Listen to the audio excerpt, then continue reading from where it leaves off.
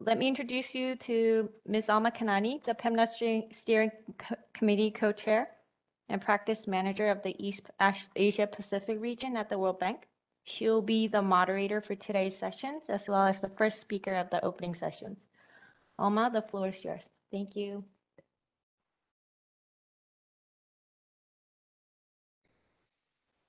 Alma, I think you're muted.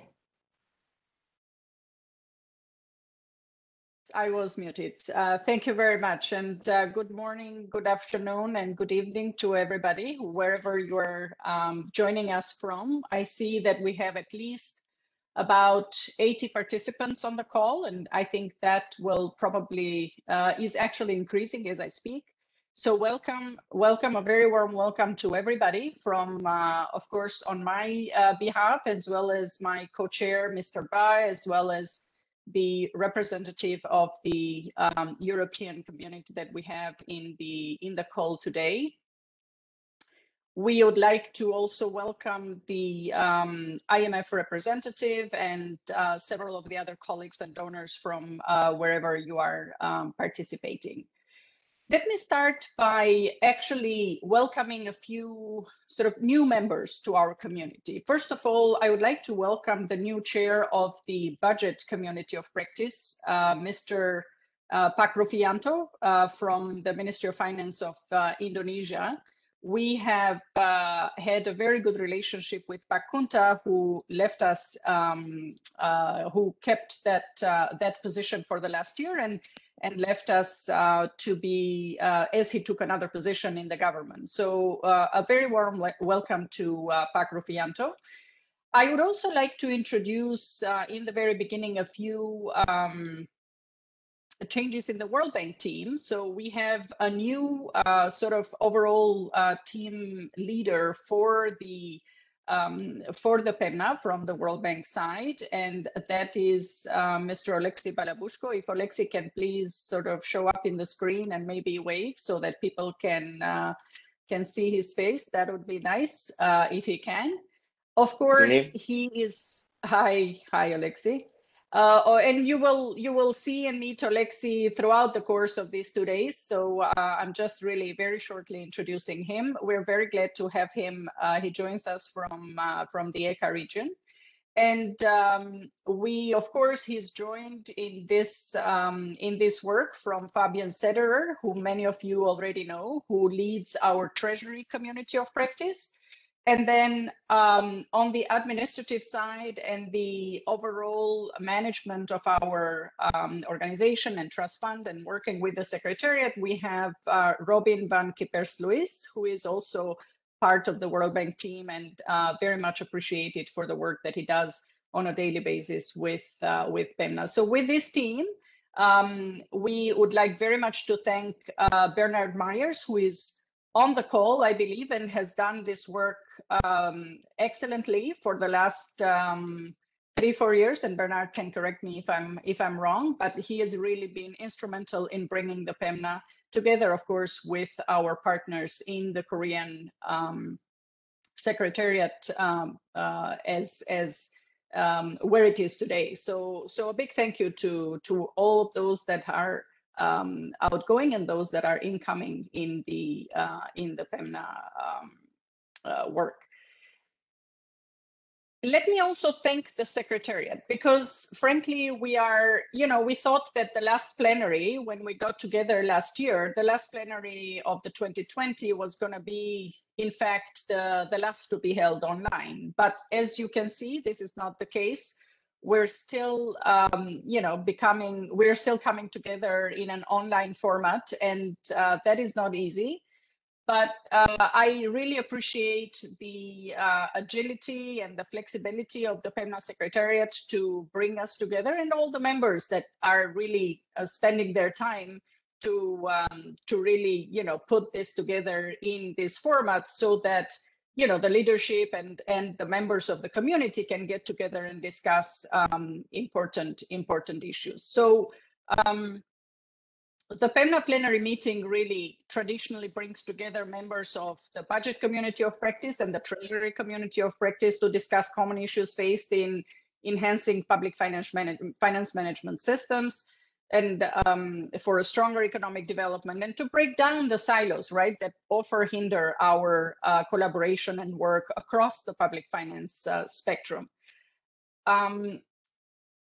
In the previous years, we've discussed many issues, and our countries continue to battle right now with the COVID response, how to respond to the acute health and economic impacts of COVID-19.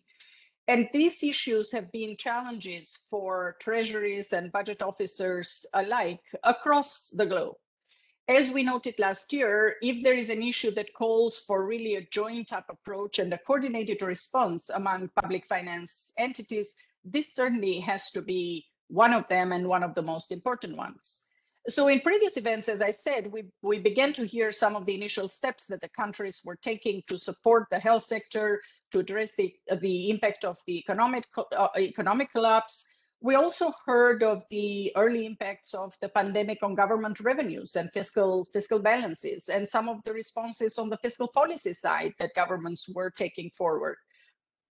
Innovative steps taken to reallocate budgets, to adjust tax policies, to stimulate demand through advance payments to suppliers. But the theme of this year's conference really is focused on sustainable and resilient capital expenditures for a post-COVID recovery. So we're still on the COVID story, but we are really focusing on public investments and capital expenditures. And the focus on public investments this time around is really very relevant. The protracted crisis has really stressed public finances across the world, with average debt to GDP ratios shooting at over 120%, with public finances really being under stress, and with the need to really shift and reallocate priorities, including on public investments. Thus, the central question really is how to ensure that public investments are both fiscally sustainable and sustainable from a climate and environmental perspective. Clearly, I think we have a new crisis, and that's particularly important. So as we build after the COVID, as we make these shifts and reallocations to spur economic development, to finance new priorities, to address the crisis, we clearly need to also deal with a new and upcoming crisis, the crisis of the climate. So the theme is indeed very relevant. Of course, we remain flexible throughout the year to change topics and make sure that we respond to the specific needs of the community. But we will try to keep, at least for a while, with the theme of the public investments. So I look forward to the presentations today and the active discussions that will follow. I'm delighted by the great line of speakers that we have. We have about 17 speakers from across the region, partners, the World Bank. And we will start with the theme of fiscal sustainability of public investments and continue with climate sustainability and resilience in the second session today. And then it is very nice to see actually that both communities of practice will dive deeper on day 2 and discuss the different perspectives and solutions to those cross-cutting challenges. As this, as I said, helps to maximize the synergies and break the administrative silos within our own community. And public financial management is really a chain, and the outcome is determined by the weakest link. Therefore, it is essential to work in a more integrated manner. And in PEMNA, we see a great opportunity to foster that collaboration and integration among the various communities of practice and our government officials as we work with them. So with that, let me turn to Mr. Bai of the Ministry of Finance of Korea for his opening remarks. Mr. Bai, over to you. Yeah, thanks. Thank you very much. Good morning, everyone. It is my great pleasure to see you all. I am Ji-cheol Bae, Deputy Director General of Fiscal Performance Management of the Korea's Ministry of Economy and Finance. I joined PEMNA as co-chair for the steering committee last April. First of all, I'd like to acknowledge the generous support from Ms. Alma Kanani, the World Bank, Mr. Daniel Hatches, the EU, and the Secretariat. I also appreciate member countries for your presence today. PEMNA was born in 2012, and now it marks its 10th anniversary. PEMNA has grown to become a renowned global public finance network by hosting various activities. PEMNA provided a communication platform for global PFM practitioners and experts by opening 10 plenary meetings and 26 COB meetings. PEMNA served a critical role as a peer-to-peer learning network as well. The Philippines, Thailand, and Korea invited member countries to introduce PFM systems so that participants could learn from each other. In 2019, through networking made by PEMNA, on-site visits were made between Vietnam and Korea's Treasury Bureau. Even the coronavirus could not stop us from moving forward. In 2020, we had plenty of events such as 5 peer learning activities, including the first PEMNA IBP webinar. This year, we already opened 2 webinars and this plenary meeting, all of which is thanks to your genuine interest toward PEMNA. As a co-chair of PEMNA Steering Committee, I am very grateful that PEMNA has established a firm foothold globally in the area of PFM. My colleagues, the COVID-19 lasting longer than expected is great concern for many countries, including developing countries in Asia, in terms of economy. According to the IMF World Economic Outlook released in July, the 2021 economic growth forecast for advanced economies was 5.6%, up 0.5 percentage point from April, while that for emerging and developing Asia was down 1.1 percentage point to 7.5%. Considering growing voices calling for an active role of the fiscal authorities, especially continuous capital spending, the title of 2021 plenary meeting, Sustainable and Resilient Capital Expenditures for Post-COVID Recovery, is very meaningful and opportune. We will have a valuable opportunity to hear from participants about their experience on capital expenditure policies and procedures, including Indonesia's MTEF, Vietnam's PPP system, and the Philippines and Indonesia's climate tagging. Korea is also employing various PFM systems in relation to enhancing capital expenditure in a more efficient way. First, we introduced PPPs, which is public-private partnerships, in 1994. Since then, a total of $115 billion has been invested in public constructions, over 700 projects, including large-scale roads, railways, port schools, and sewage systems. It seems that PPPs have contributed to filling the gap between SOC demands and capital shortage under budget constraints. PPPs has also increased efficiency in terms of costs. According to the Korea Development Institute's 2021 report on PPP projects since 2016, construction cost of highways is reduced by 4.2% compared to the government-funded projects, and environmental projects by 24.3%. Second, we operate multiple forms of feasibility study to determine the viability of large-scale projects before budget process starts. Among them, pre-feasibility study managed by the Korea's MOEF, which is a gateway to the budget proposal review, investigates the viability of new large-scale projects through external experts for an unbiased review. Since 1999, pre-feasibility study has helped $154 billion to be put into more socially necessary and efficient projects, instead of 340 projects which has not met the threshold. Third, we established the TPCM, which is Total Project Cost Management System, to estimate the total budget of multi-annual large-scale public investment projects such as civil work, construction, and digitalization. This year, 763 projects went under the TPCM list, and its total value stands at $211 billion. I'm glad that we had an opportunity to introduce Korea's capital expenditure systems, and I'm looking forward to hearing from your experience during the plenary and COP sessions. Ladies and gentlemen, the changing global economic conditions caused by COVID-19 and climate change in the longer term call for greater and more innovative role of public finance.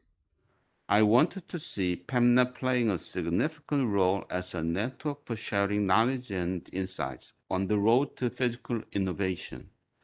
Once again, my appreciation to the Secretariat and the World Bank for your hard work to make this event a success.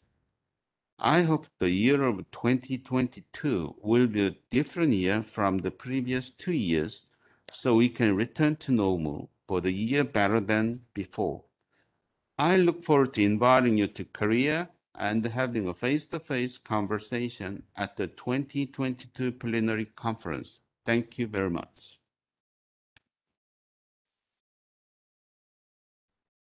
Thank you.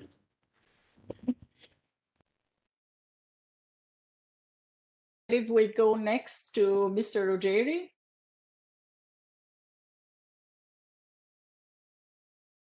I think I will take the floor, if you allow me, Mrs. Alma Kanani.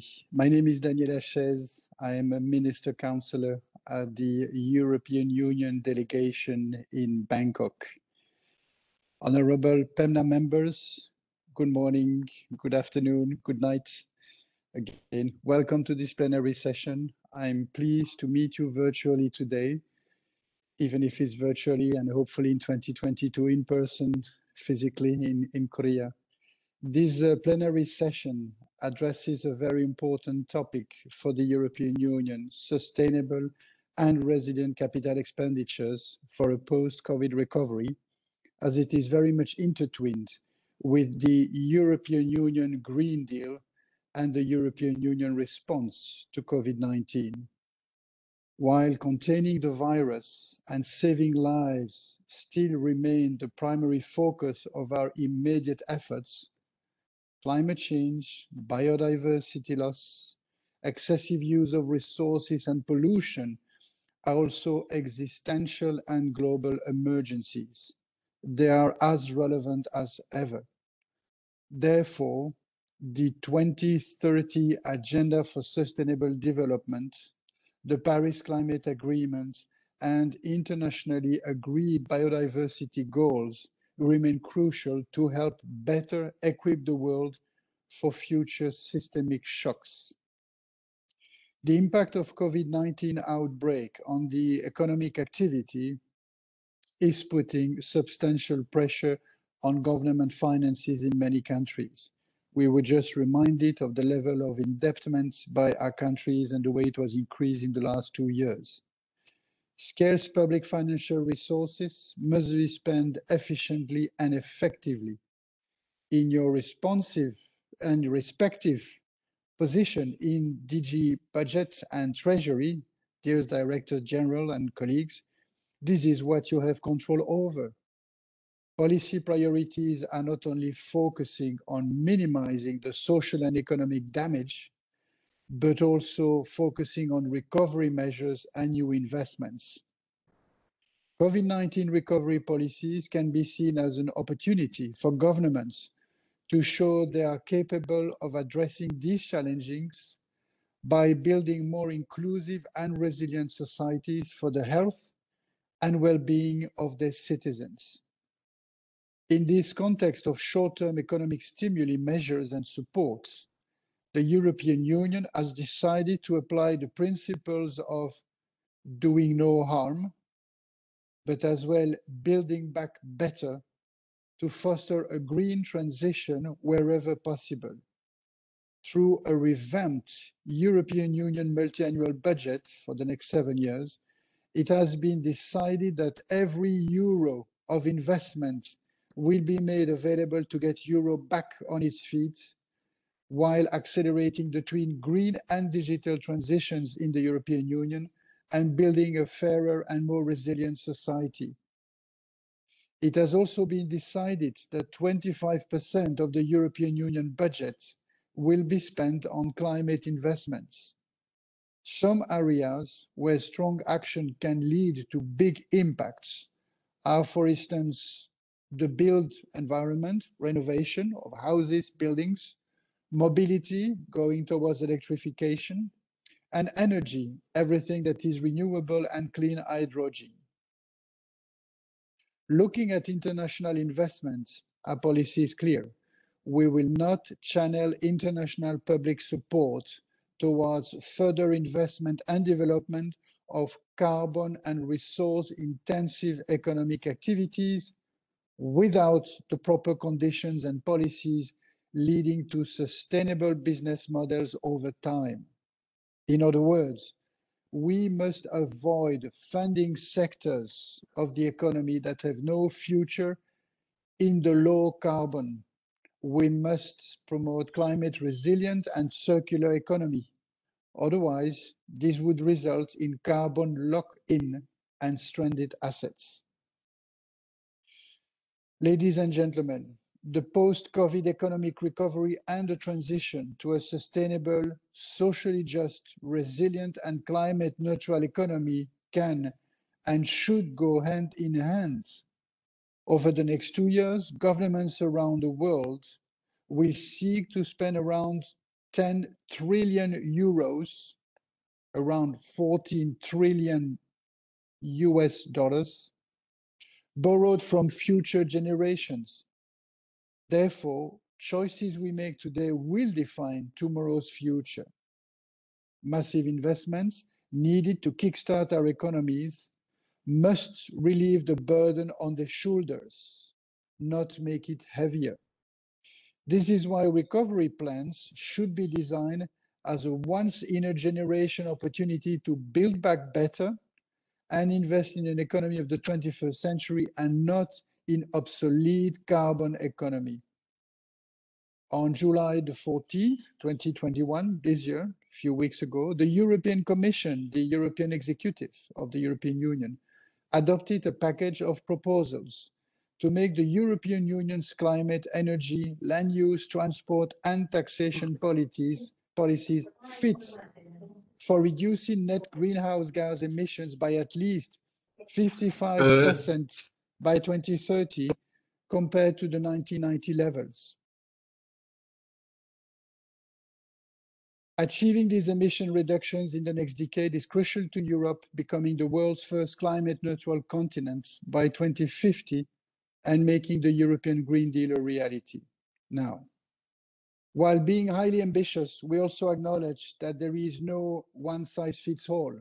Green recovery efforts will have to be tailor-made to the specific country context with a granular analysis, including of the socio-economic context within which the green transition needs to happen and be managed.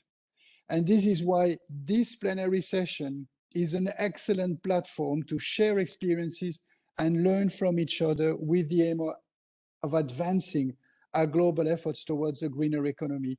And we hope, EU, to learn from this excellent platform and sharing experiences that we are going to have these days. The European Union will use its bilateral dialogues to promote joined-up green recovery action inspired by the European Green Deal and launch cooperation projects in most relevant sectors to accelerate the transition, as I said, to low carbon, clean, circular economies and achieve the Sustainable Development Goals and the internationally agreed goals on climate and environment. Last but not least, projects identified in the nationally determined contributions, the NDCs, and the national adaptation plans, the NAPs, as we call them now, as we are heading towards the COP26, as well as national or sectoral development plans, can provide a route for a green and fair recovery and will help in identifying priorities for the programming of our assistance. We will do so while working together on an equal footing, not exporting our standards, but forging global standards together. I'm now eager, ladies and gentlemen, to hear from your experiences, plans, your policies in the region, and I wish a very fruitful exchange of knowledge. Thank you for your attention. Thank you very much, Mr. Hushes. That was a very nice start to, I think, the sessions that we're going to follow with and discuss in more depth some of the topics. So from here, let me hand it over to Oleksiy, who will continue to moderate in the other two presentations and discussions. Oleksiy, over to you. Thank you very much, Alma. Can everyone hear me well? Yeah, excellent. we can hear you. So with that, we will be going to the first joint session, which will focus essentially on the fiscal sustainability of spending and of the capital expenditures in particular. And we have our first speaker, Delphine Moretti. She is a regional advisor for Southeast Asia Public Financial Management with IMF. So Delphine, over to you. Thank you very much, Oleksiy. I'm going to start sharing my screen. Can you let me know if you see the slides? Sure, and your voice is fairly soft, so I'm not sure if you can speak slightly closer to the mic. Yes, is it better? Yeah, slightly better. Okay, okay. So good morning, everyone. I am Delphine Moretti, the regional advisor for Southeast Asia of the IMF on PFM, Public Financial Management. Like Alma, maybe I will take a few seconds to provide an update on changes in the IMF team, because I assume a lot of you have met my predecessor, Holger van Eden, who was attending these meetings in the past. I replaced Holger since January. Holger is now in headquarters in Washington. And I am delighted to be here today for this plenary conference. I very much hope indeed that I will be able to meet all participants in person next year, and I'd like to thank the Secretariat for the huge organization effort. So I've been asked today to talk about the role of medium-term expenditure frameworks in enabling sustainable capital expenditure programming and prioritization.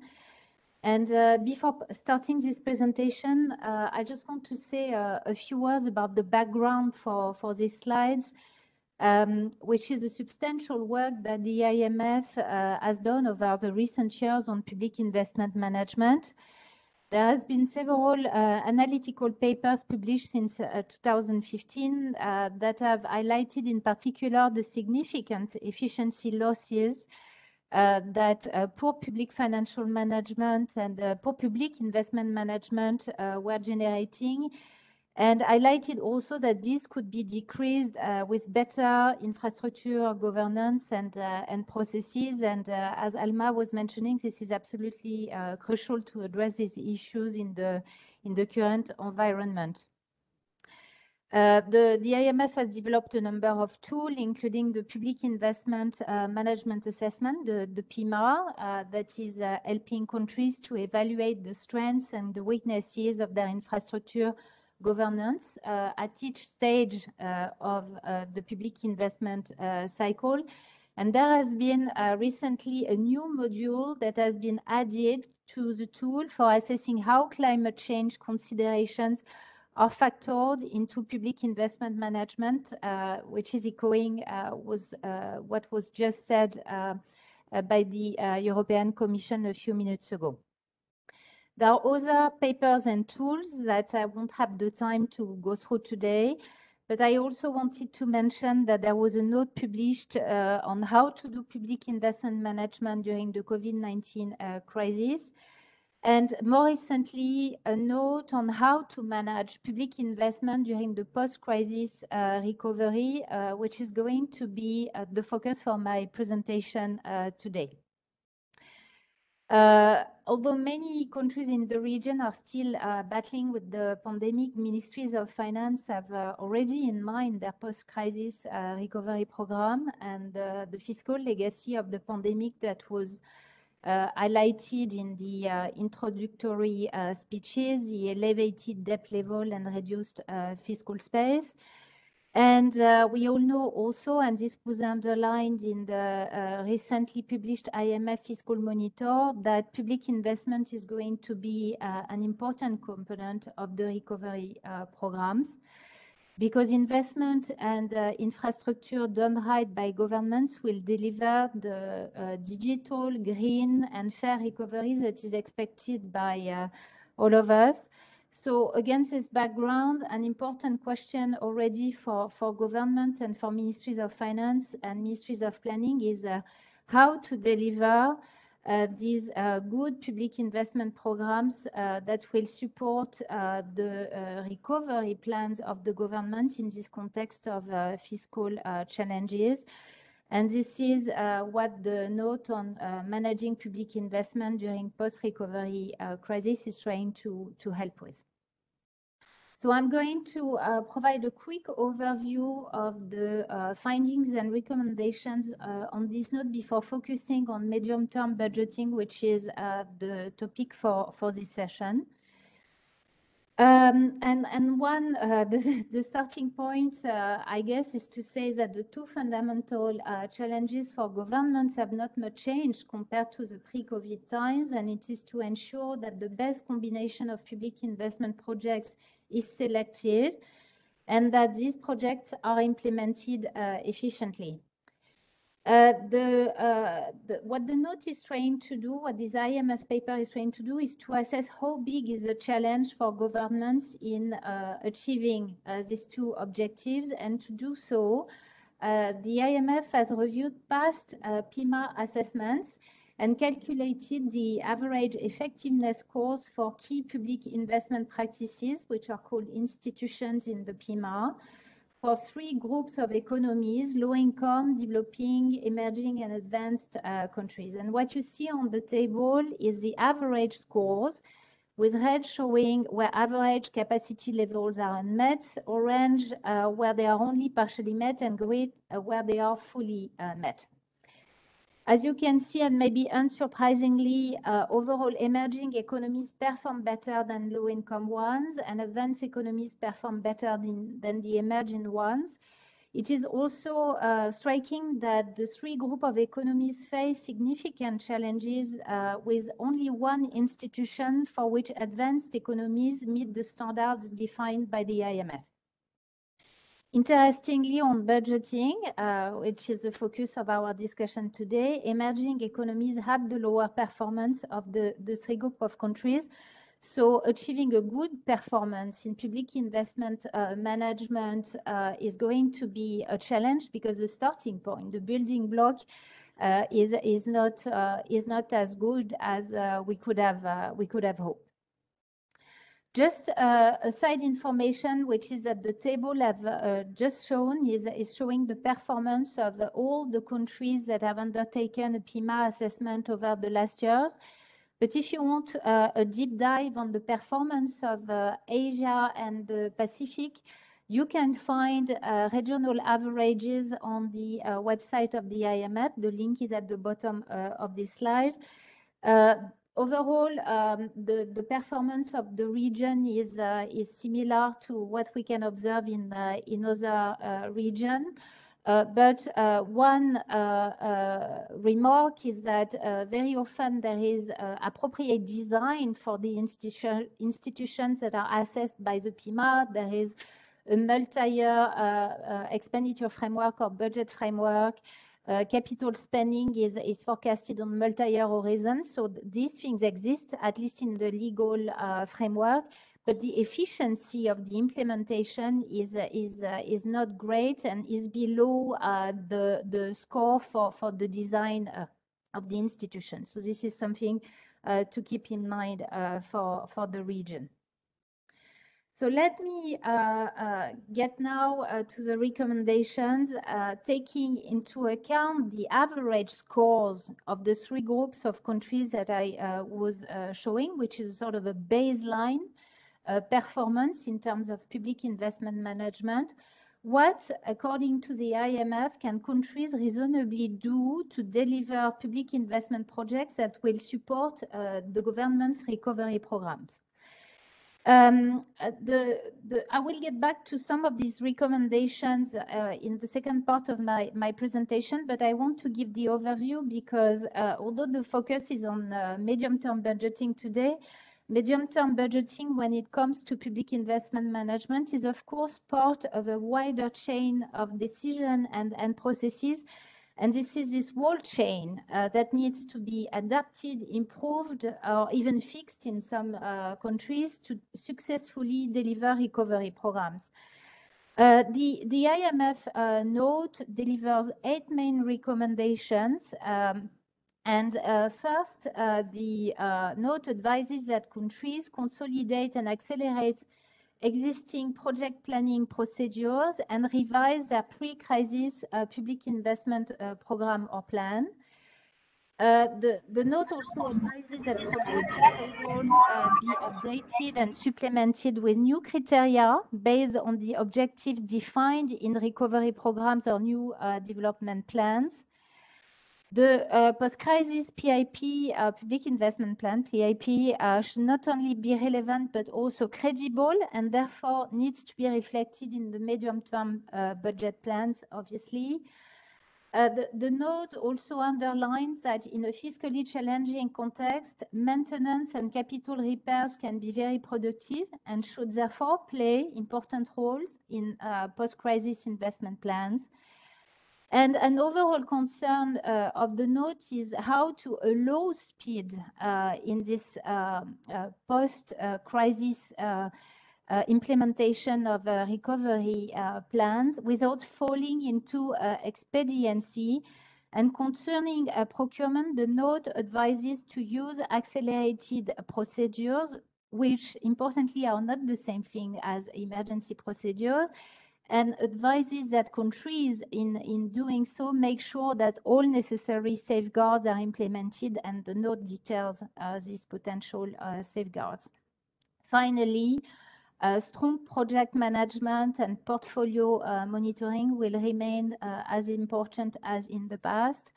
But in this area, as shown by the heat map I was showing on the previous line, there is, for most countries, still a way to go because the baseline is the past performance was not very good. The note then goes about explaining how these general recommendations can be implemented by each country, considering that their timeline for delivering the recovery program is likely to be similar, but the starting point in terms of public investment management capacity is not the same. So, for example, as we are discussing medium-term planning today, a recent IMF survey of fiscal frameworks in Asia and the Pacific has shown that of the 33 countries surveyed, only a half had the MTF prior to the crisis. In other words, in some cases, some important building blocks for effective public financial management and public investment management are already in place, but in some other countries, they may still be missing. And the short-term recommendations, the short-term actions to be implemented need to acknowledge these different starting points to be actionable and effective. So what you can see here is the detailed recommendations provided by the IMF from basic to advanced practice. And each country can implement practices that are suited to their starting point, meaning that, for example, if there is no medium-term budget framework or medium-term expenditure framework, a short-term recommendation might be to use another mean for showing the fiscal sustainability of the public investment plan. I'm going to get back to this in a minute. So I won't comment on this table, which would take far too much time, but I'm going to focus now on the recommendations that are most relevant to our discussion today on medium-term planning and budgeting. First, an important point is that there are two tools that are widely used to manage and integrate planning and budgeting of public investments. And the first one is public investment programs, or PIP, which are used by around 30% of countries around the world. And at its simplest, the public investment program comprises a list of projects, small or large, that a country wants to implement to meet the goals and objectives of its national development plan. In a more developed form, the PIP will include estimates of the total cost of these projects, sometimes broken down by year. In most advanced systems, the public investment program includes a pipeline of a project that is limited to these projects that have been subject to a feasibility study, cost-benefit appraisal, and are costed rigorously. And concerning the medium-term expenditure framework, on the other hand, they are providing the credibility to the PIP by putting either the aggregate investment envelope or individual projects into a defined fiscal space and resource envelope. And having such credibility will be particularly important in the coming months and years, because, of course, not only will it show political commitment, it will also provide important signals to the construction industry and about businesses and other businesses about the future activity levels of the government on public investment and commitment to deliver these projects, which should in turn help these companies make decisions on whether to maintain or scale down their future operations in a given country. Another important component of good public investment management beyond the PIP and the medium-term expenditure framework is the maintenance funding, which I was mentioning a few minutes ago. I want to underline that previous IMF research has shown that this maintenance and repair often achieve the highest returns from infrastructure investment, and this will be true also in the post-crisis environment. Maintenance projects are typically quite small and standardized. They require also less preparation than new infrastructure projects. And it is very often underfunded and undermanaged in countries. So this is something that, in our opinion, countries should pay attention to as part of their public investment projects during the recovery programs. I want to underline also that in a recent IMF paper on fiscal policies to address climate change in Asia and the Pacific, the point has been made that regular inventories to assess assets condition and how they relate to climate risk in a cost-effective is a very cost-effective way to guide maintenance, repair, or adaptation decisions, and will deliver more climate resilient infrastructure, which is going to be an objective of many recovery plans. So the inclusion of maintenance and repairs of public assets in medium-term planning and budgeting is, in our view, going to be or should be an important part of the recovery programs for Asia and the Pacific countries. I think there will be a session dedicated to this yesterday. So let me go through now the detailed recommendations of the IMF on the post-crisis practices that we think countries should implement on medium-term planning and budgeting. The building block for the post-crisis public investment management should ideally be, in our view, government resolution or even legislation setting clear government objectives and parameters for the post-recovery investment plan. On this basis, a review of the pipeline of projects needs to be organized to decide which projects might be terminated or postponed and which new projects should be introduced in the public investment plans. This review can be done by existing institutions if they are strong enough. But the IMF also advises that ad hoc high-level decision-making body comprising key stakeholders, including the Ministry of Finance, could be set up.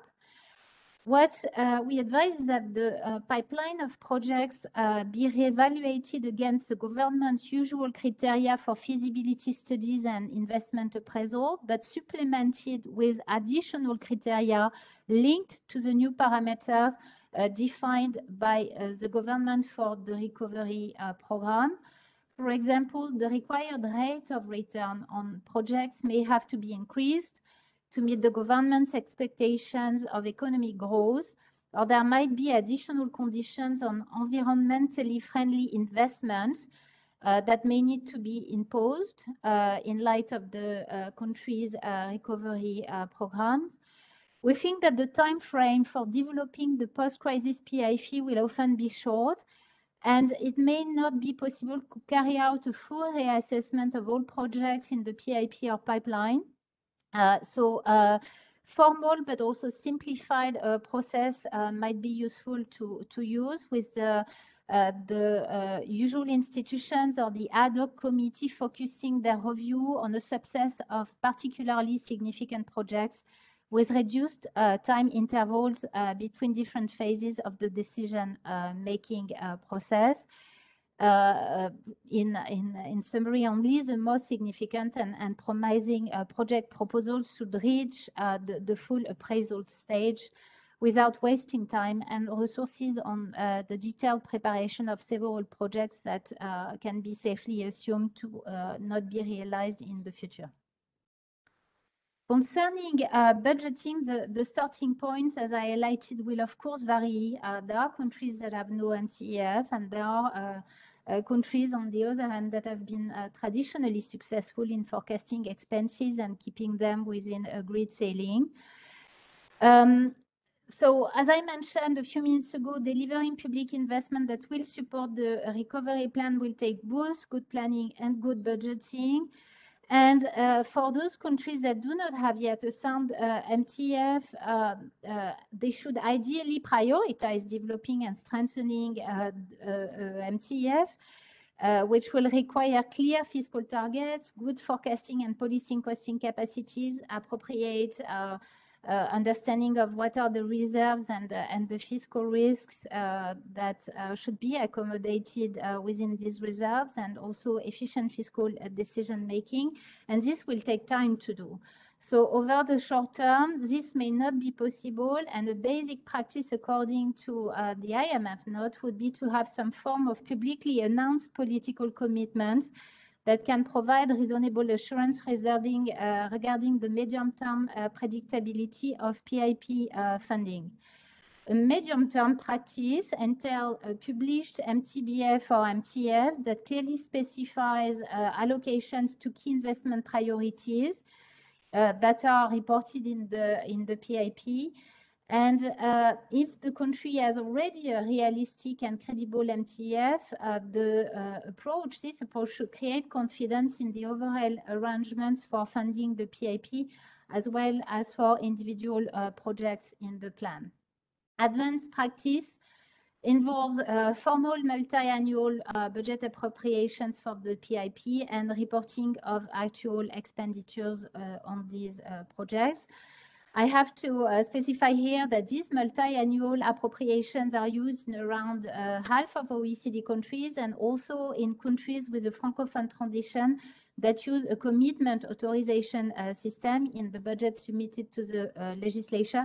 So this is an advanced practice, but also this is also a feasible practice. Finally, I was mentioning earlier that medium-term spending plans should include maintenance spending funding. And on this, where methodologies for assessing maintenance needs are lacking, a general budget allocation scheme for maintenance would be a simple and transparent solution for medium-term funding for these expenditures. Better practice to support the recovery plans would, however, be to augment the funding of routine maintenance through selective support to capital repairs and reinvestment projects based, for example, as I was mentioning, on climate change considerations. Ideally, the projects that would beneficiate from these capital repairs and reinvestment project would be identified as components of the PIP update process that I mentioned previously. And the advanced practice that is advised by the IMF implies that there will be already a well-developed mechanism and methodologies for defining both current and capital maintenance needs. In this case, the post-crisis PIP could include increased allocations to projects that have been defined through this mechanism and methodologies that already exist. And the budgeting and reporting would follow these established practices for capital spending.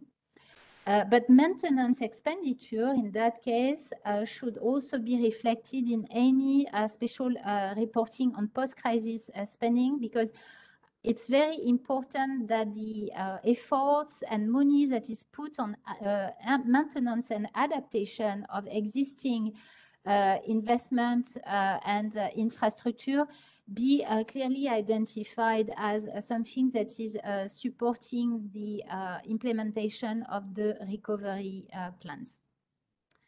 So as this was a short presentation covering a lot of ground, I've added here the links to all the IMF reports that have been used for preparing this presentation, where you can find more detailed analysis and recommendations.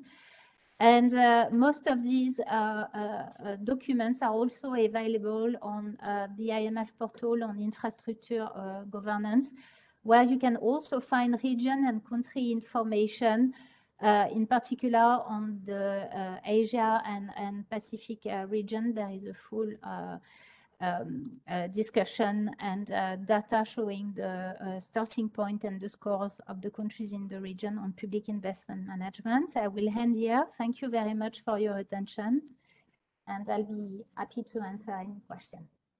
Thank you. Thanks a lot, Delphine, for excellent presentation. And we will have a questions and answers session at the end of this joint session 1. And now I'd like to actually turn the floor over to Eko Roistanto, who is the head of subdirectorate in Director General of Budget from Indonesia Ministry of Finance. And if I can ask you to try to stick to the agenda and do the presentation within 15 minutes, that would be great. So can you hear me? Yes, thank you, Alexei. I'll try my best to make 15 minutes. First, I am going to share my presentation here. Can you see it? Yes, we can now. Okay, thank you for the opportunity to explain about. I'm asking here to tell about the role of Minister of Finance medium-term expenditure framework to enable a sustainable capital expenditure programming and prioritization in a context of post-COVID fiscal stress and adapted development plans, national or sectoral. Here, I'll explain in Indonesian best practices about capital expenditure, especially in infrastructure. First, I will show to you all about Indonesian infrastructure overview. Here, you can see at this slide, I will present infrastructure condition in Indonesia in relation to capital expenditure budget allocation. In Indonesia, capital expenditure budget allocation is set based on sustainable policies and comply with the regulation as capital expenditure is one one form of government investment in improving the national development. Capital expenditure is closely related to infrastructure development that have an impact on economic growth in the future. This business sector requires the availability of standard quality infrastructure in the form of a guaranteed supply of energy, water, communication, and transportation to encourage more production activities. If it fails to do so, bad infrastructure will affect productivity and ultimately will have an impact on economic growth. As seen on the graph, Indonesian infrastructure conditions are still below compared to the other countries in Asia and over the world. This can be seen from the rank of its infrastructure quality, which is lower than Singapore, Malaysia, and Thailand. The slow pace of infrastructure development in Indonesia compared to other countries in Asia can be characterized by a lack of quantity and quality infrastructure. Both physical infrastructure such as road and non-physical infrastructure such as social welfare and health. On the graph, Indonesia is ranked 60 and updated ranked 50 in 2021. However, since the last 5 years, Indonesia has continued to improve infrastructure development in order to catch up and increase its economic growth. It is an immediate urgency to build infrastructure in various sectors. Therefore, it can be done by using various funding sources, including state budget, state enterprises, or private parties. The next slide, at the slide 4, it shows that since 2015 and until 2019, Indonesia has allocated enormous budget. It's all the data from our state budget, ladies and gentlemen, and it's all real data. Has allocated enormous budget for infrastructure activities, with a total 4,796 trillion rupees. Infrastructure build includes infrastructure to support transportation services, housing, water resources, energy, and communication. The funding sources for this allocation come from the central and local government, state-owned enterprises, and private sector. Thus, this figure is dominated by budgetary support by the government amounted 41.3%, private sector 36.5%, and state-owned enterprises amounted to 22.2%. So it's still in Indonesia, backbone of the infrastructure development still come from state budget. The next slide, I will show you that the infrastructure and financing needed from 2015 and 2019. This national financing needs for infrastructure from 2015 and 2019 is about, like I said before, 4,696 trillion. However, government budget allocation only 41.3 from the total needs. Therefore, state-owned enterprises and private contribution are needed. The contribution of SOEs and privates are especially to finance the infrastructure project that both economically and financially viable. On the slide below, central government allocation, although the growth of budget allocation slightly declined, but in amount of money on nominal, it shows a positive trend. The government sees that there are still plenty rooms of improving our infrastructure in order to boost the economy, so that infrastructure is still one of the top government priorities, although in COVID pandemic.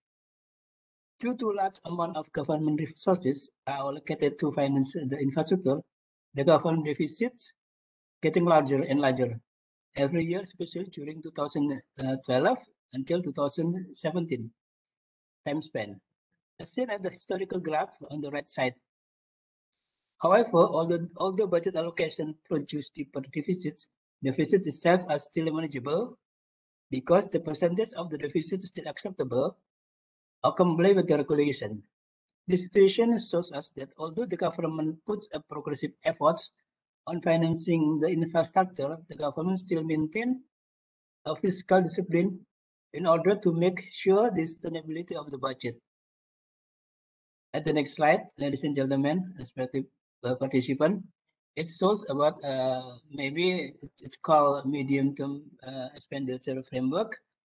Capital expenditure focuses on continuation of ongoing project, and in the medium term, Indonesia will return to max a 3% deficit. Deficit that set by parliament and government is 3%, but we have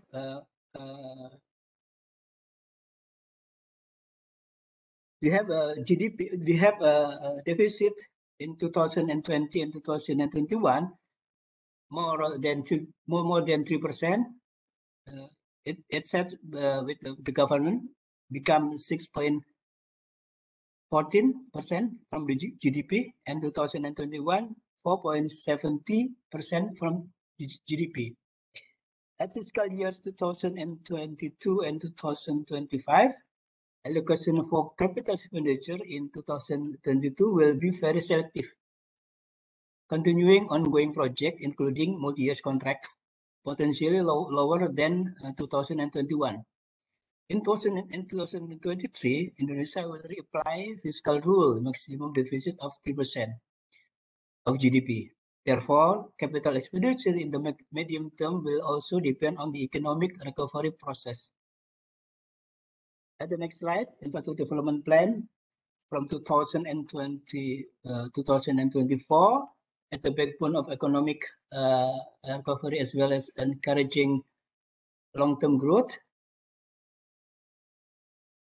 In the midterm development plan document from 2000 and 2025-24 state that the funding needs for infrastructure is 6,445 trillion and directed to support economic recovery, exit strategy from middle income trap through infrastructure development, and also to meet national determined contribution NDC target in 2030.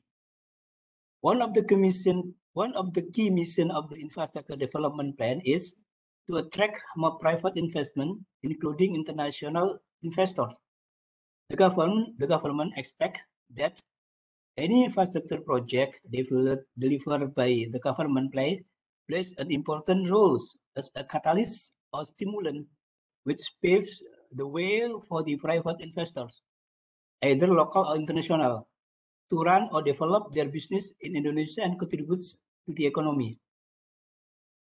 With limited state financial capacity, funding, breakthrough, or creative financings are needed.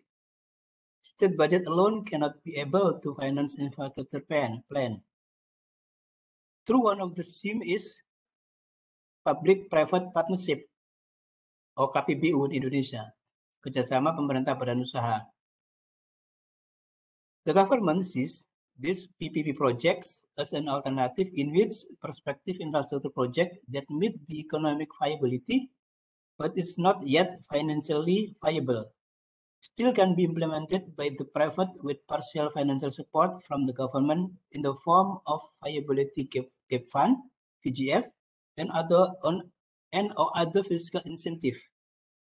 In this case, environment, social, and government or ESG criteria should be sufficiently implemented to widen the opportunity for the project to attract more potential investors, including global investors. This alternative and innovative project finances enable the government to still expand the infrastructure development without having to fully finance it. At the next slides, I will show you that infrastructure in Indonesia for creating equitable development, encouraging business competitiveness and investment climate.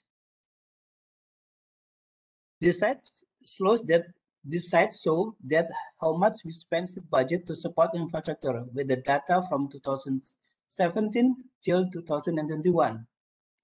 The infrastructure budget tends to increase every year, except for a construction in 2020, due to the impact of the COVID-19 pandemic. infrastructure development in 2021 is directed to support economic recovery after the COVID-19 pandemic, directed in the form of labor-intensive schemes that support the industrial and tourism sectors, construction of public health facilities, and provision of basic needs, drinking water, housing, sanitation, and continuing priority activities in infrastructure that were delayed in 2020.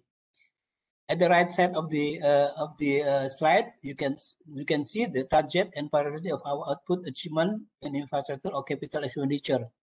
That is roads, bridge, railway, airport, dam, wastewater management system, natural gas network for household flats, and special housing. A specific target that we should achieve, and it's put in a national priority project. Then to next slide for the last how we creative financing. We do creative financing to funding SIM in innovation aside from state budget. PPP is not the only option when it comes to creative financing. Aside from PPPs, the government already considered to involve other sources of potential financing, such as state or local government, donors, and philanthropists. This so-called blended financing enables the government to seek an optimum funding scheme of infrastructure project, again, in order to expand the infrastructure development. Another potential source of financing is by taking into account any future incremental income or benefit that come from additional economic value of the infrastructure project. This value capture at number 4. This value capture scheme enable the government to enhance the viability of the project and make it more attractive for the investor. Lastly, we have SDGs Indonesia 1. This platform managed by PTSMI, state-owned enterprises under supervision of Ministry of Finance that focus on gathering funds from various sources like philanthropists, international donors, climate finance institutions, green investors, commercial bank, multilateral development bank, etc. This scheme is pretty much the same with blended finance scheme mentioned earlier, but in this case, it's exclusively managed by the PTSMI. At the last slide, I will show you that I'll explore about the public-private partnership scheme in perspective of Indonesia. This slide tells us a glimpse of how we implement a PPP scheme. There are 3 things that should be considered when it comes to PPP schemes. PPP is based on risk sharing between the government and business entities. Significant risk shifts to the private sector as a source of value for money, VFM. Risk sharing takes a form of rights and obligation of each party. When we determine which source of funding that should be considered, first we look at the private. From the left side, first we look at the private. If the project can deliver internal return, IRR more than 13% at the market-based IRR, then let the private take the project at full. If the ERR is less than 13%, but value for money of PPP is way bigger than what APBD or state local budget can hold, then we consider to finance the project by using PPP scheme. The next option is to finance the project by state or local owned enterprises. And lastly, if the project can satisfy any of above criteria, the project is fully financed by a state budget. PPP schemes is implemented in some of the priority sectors, such like water and sanitation, urban transportation, gas pipeline, housing, health or hospitals, and waste management. Such sectors typically have insufficient economic and future financial viability, which can satisfy private investor. In addition, some of the quality characteristics that should be configured in a PPP scheme in order to make the most PPP schemes is environment, climate change, green infrastructure, gender and disabled equality, disaster resistant, and this adaptive infrastructure and technology utilization. I think that's all, Alexi, about my presentation. Thank you for kind of attention. Back to you. Thank you very much for very succinct and interesting presentation on how Indonesia is handling the essentially the capital spending program during COVID and post-recovery as well. So with that, and especially since you raised the issue of value for money, we're actually coming to a second part of our joint session 1, which is focuses on improving value for money and affordability of capital investments and PPPs. And let me start with inviting Jim Brumby to do a first presentation on the topic. Jim is the Senior Advisor in the Governance Practice for Equitable Growth Finance Institutions Vice Presidency with the World Bank. So Jim, over to you. Good. Well, thank you very much, Alexi, and good morning to you all. I'm just sharing my screen now, hopefully.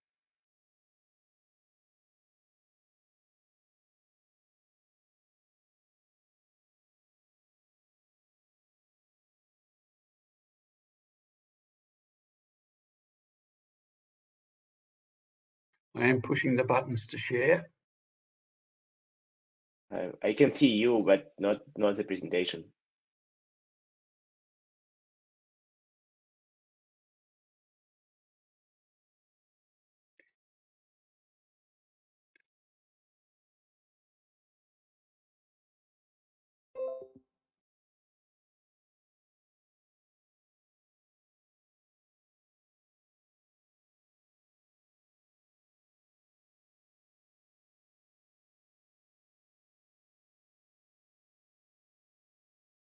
I'm sorry, Alexi.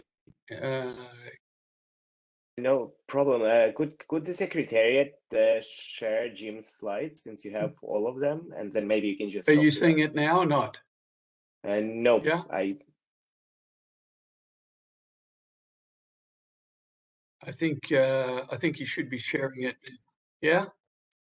Yep. Is that correct? Yeah. Alexi? Now we can see it. Okay. Okay. I sometimes marvel at these graphs that show that Singapore, where I'm currently sitting, comes up #1 for infrastructure because quite often actually we have little issues with our internet. Anyway, what I want to talk about today is making the most of public investment management. I think we've had excellent presentations from Indonesia and the IMF already. But let me talk a little bit about the virtuous cycle of public investment around how investment creates quality capital, which feeds into economic growth and which can then fuel government revenue, which feeds back into being a source of funds for public investment. And then I want to talk about the challenge of efficient mobilisation in public investment management, focusing on some of the things that we've already heard a little bit about today, value for money, managing over the life cycle, whole of government and whole of nation.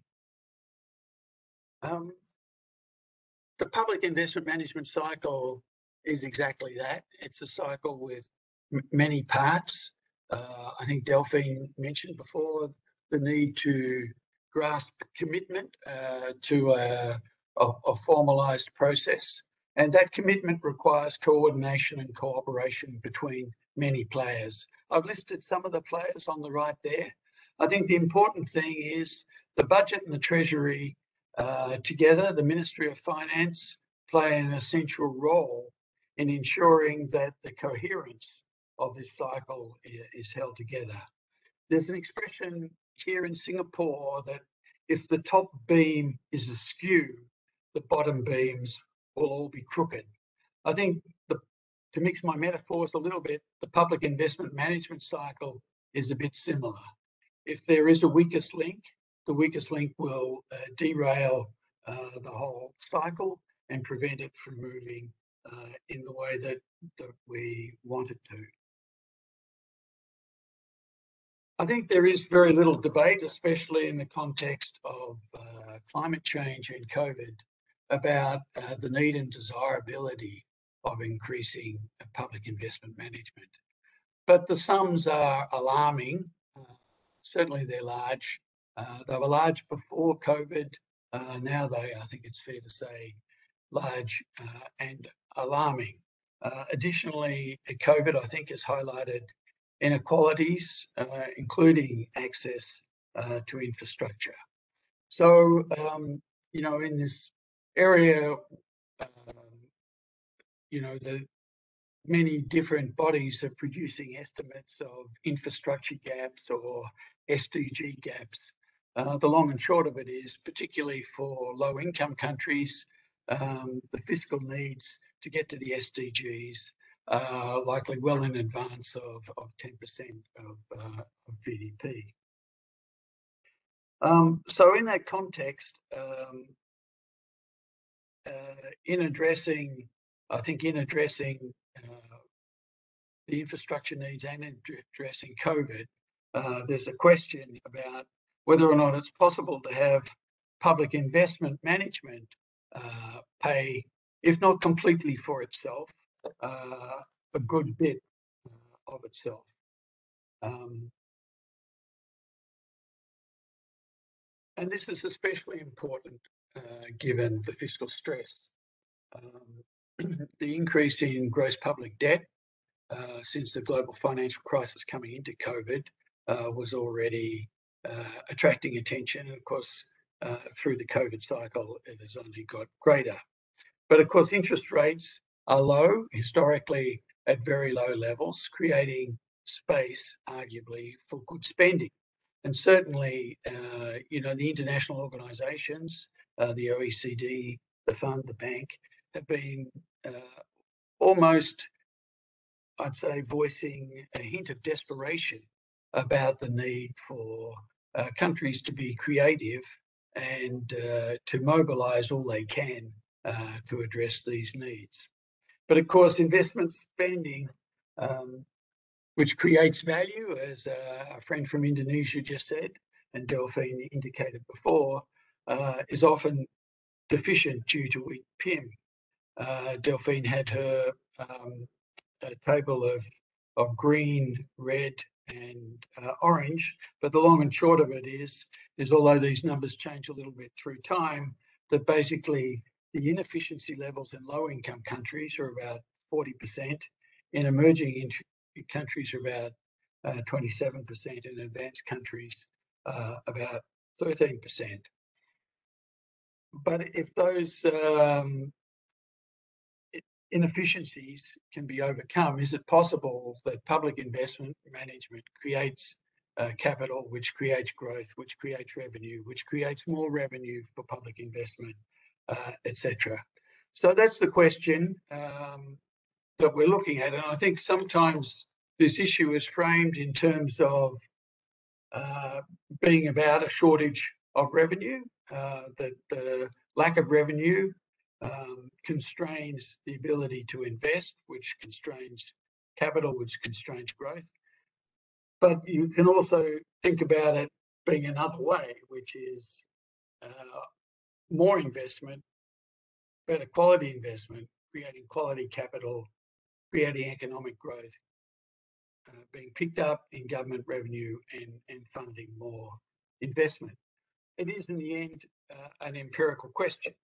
So with some colleagues at the bank, we've decided to look very specifically at that.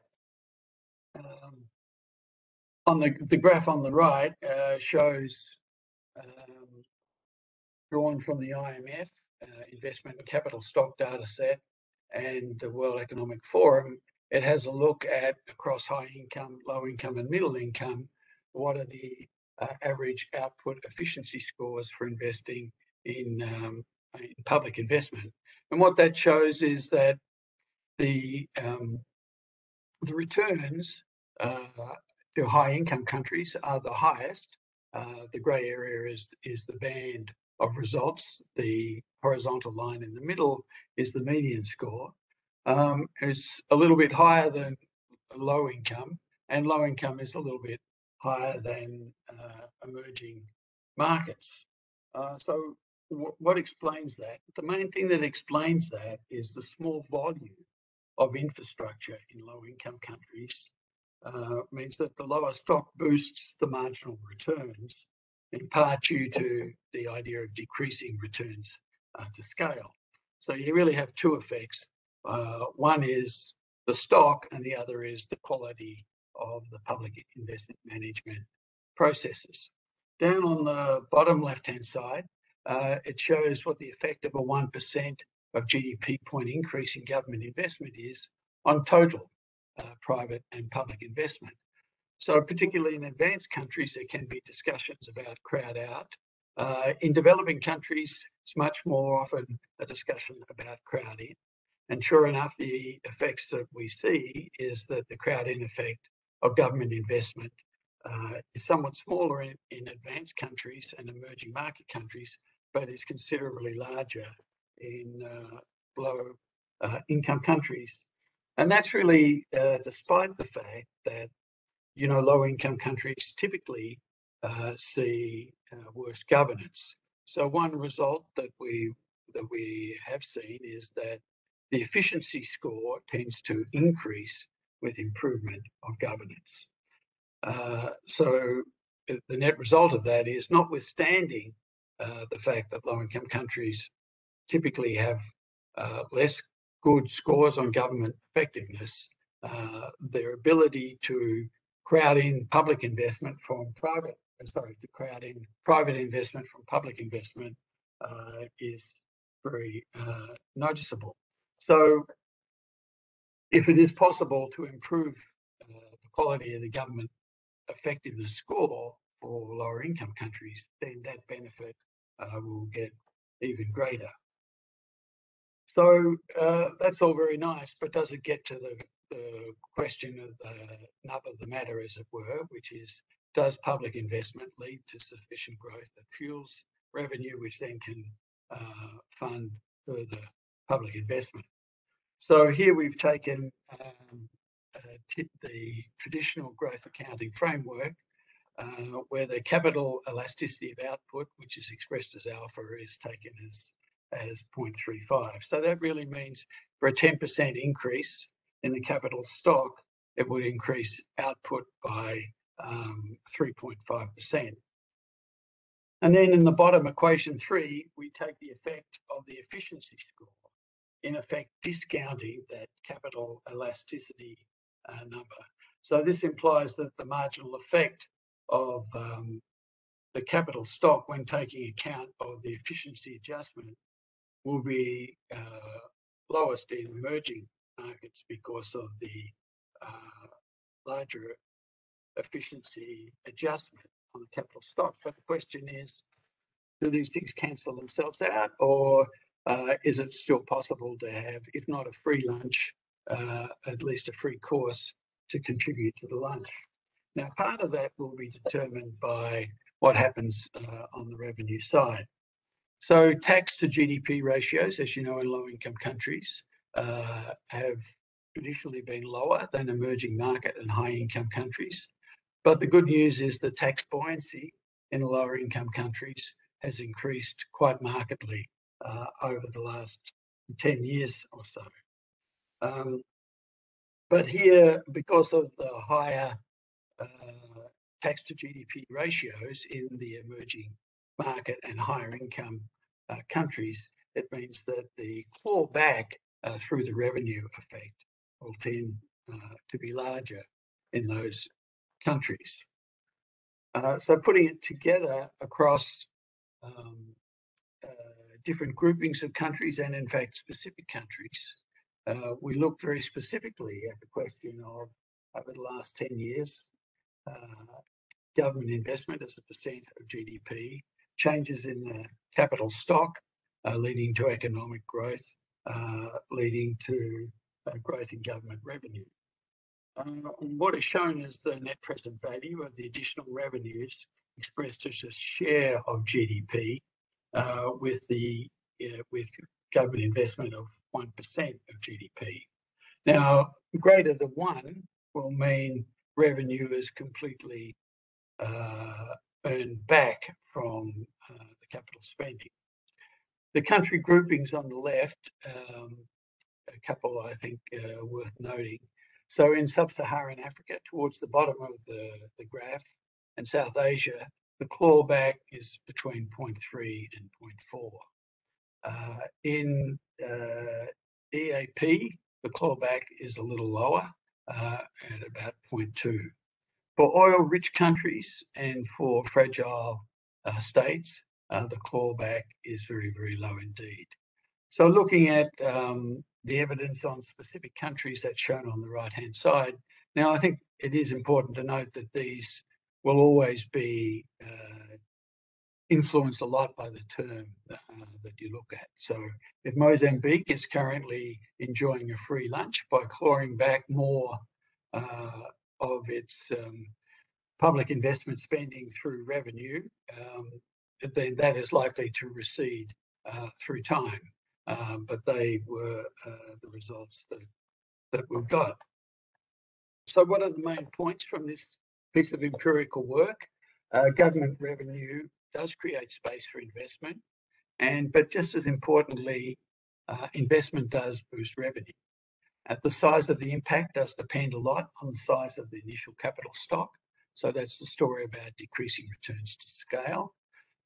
Crowding out of public investment is also key, and that's particularly pronounced for lower income countries, as is revenue performance and buoyancy. So if you have more buoyancy, you will claw back more of that benefit, especially if your public investment management spending tends to be more efficient. So efficiency matters quite a lot, but it can also be offset or at least compromised by the other factors. In low-income countries, they tend to do well, a lot driven by returns to scale, but the weak tax systems can handicap the revenue responses to investment. So it's important to think, when we're thinking about public investment, we're not just thinking about the act of spending, we're also need to think about the act of raising sources of funds. Public investment management and governance do remain critical, but need to be seen in that broader context and consideration of fiscal space for investment and infrastructure needs. So that, if you like, is the macro story about public investment feeding into growth, feeding into revenue, feeding into public investment. But what we want to, in the second part here, focus on thinking about how we mobilise, how we allocate better, leaning on the issue of managing resources. So that means mobilising and using the resources more efficiently, and thinking about aspects of value for money, which has already been touched on this morning, whole of life, the whole of government and whole of nation, and whole of finance and funding. Just as on the macro side, we want to create a virtuous circle, here on the more micro side, we want to do that. So let's just start with value for money. It's an expression that's used quite freely. Value for money is typically determined by where you sit. So perspectives on value for money can differ. An asset purchase may be poor value for money for the seller and good for the purchaser. And of course, government has many of the controls that will influence value for money and the way that the value for money incidence is shared.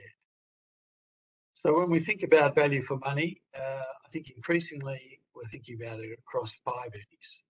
I think when I started my career, it was 3 E's. I think now it's 5 E's, which is economy, efficiency, effectiveness, equity, and the environment, and very much from the perspective of the citizen. I think one of the aspects that are often underplayed in considering about value for money is the aspect of opportunity cost, which I'll return to in a moment.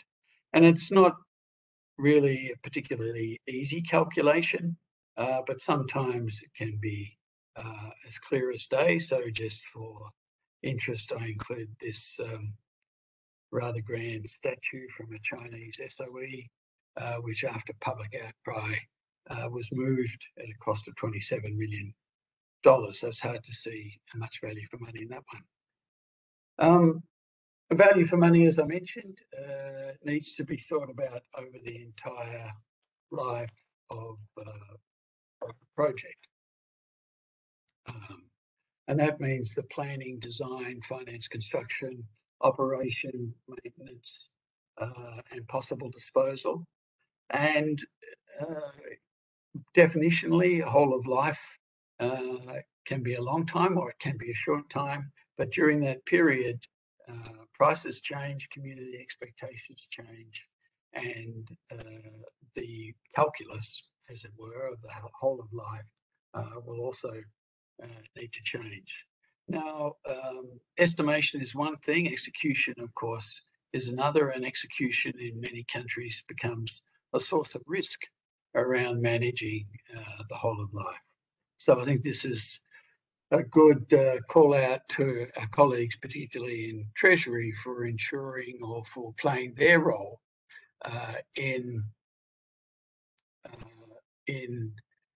ensuring that the funds are made available to back up the plans to keep construction costs managed. Now, just to reiterate, I think this issue of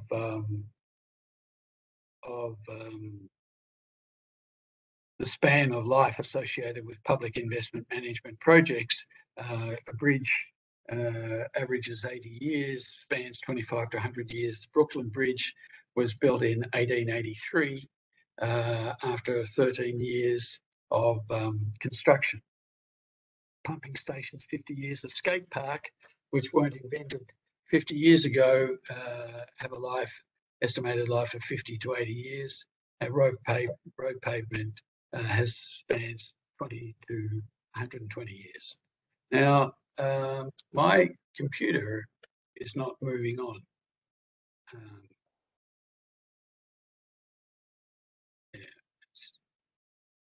Okay, there it is. Sorry about that.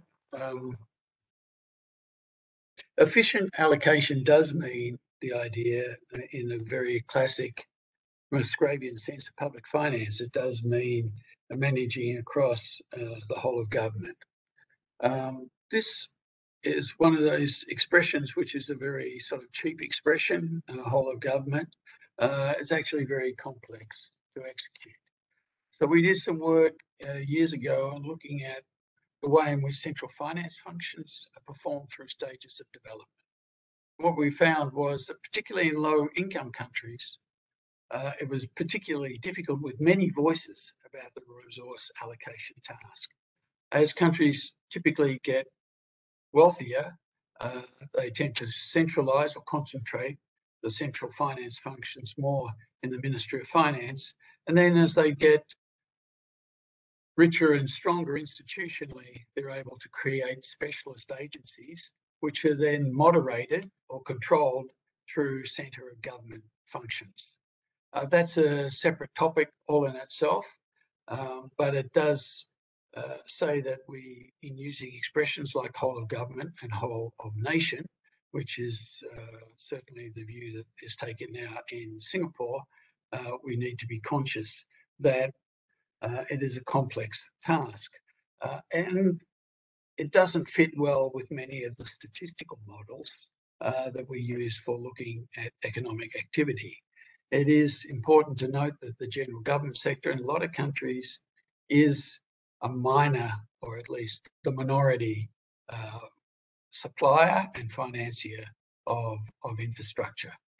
So here at the bottom, I just show what is a sort of an institutional map of what is effectively 16 subsectors that make up central, state and local government. So if we're talking about managing resource allocation across the centres of government, across the whole of government, sorry, then we need to be conscious that that is quite a large task. I found it very interesting in the Indonesia example, in the tiering from private finance through to public finance, the role of partnerships that was played by the centre and provincial government. And I think, you know, many of the budgetary systems that have been designed have been very specifically designed not to manage across the whole of government. So whilst I appreciate Delphine's call that we want to avoid incremental and ad hoc decisions, often the political processes around budget and resource allocation makes it hard not to have some sort of a flavour of incremental decisions. I think that Aaron Wildowski, sort of parent of budget theory, said no significant change can be made to a budget process without affecting the political process. And I think that one of the reasons that I depict the whole of the public sector in that way rather than the statistical way is to make clear of the different jurisdictions and their interests and impact in that. It also means being clear on the financing, which is really the total capital cost, and the funding decisions that face government. They are different across government sectors and the nation as a whole, and they also reflect the characteristics of the assets themselves, such as the physical profile, the cash flow profile, the user profile, the network profile, and the policy profile. So again, it was interesting that Indonesia has picked up on this idea of their fourth block being about value creation to try and taking account of the specific characteristics of the asset, create an additional value chain, which they then create a revenue bundle around.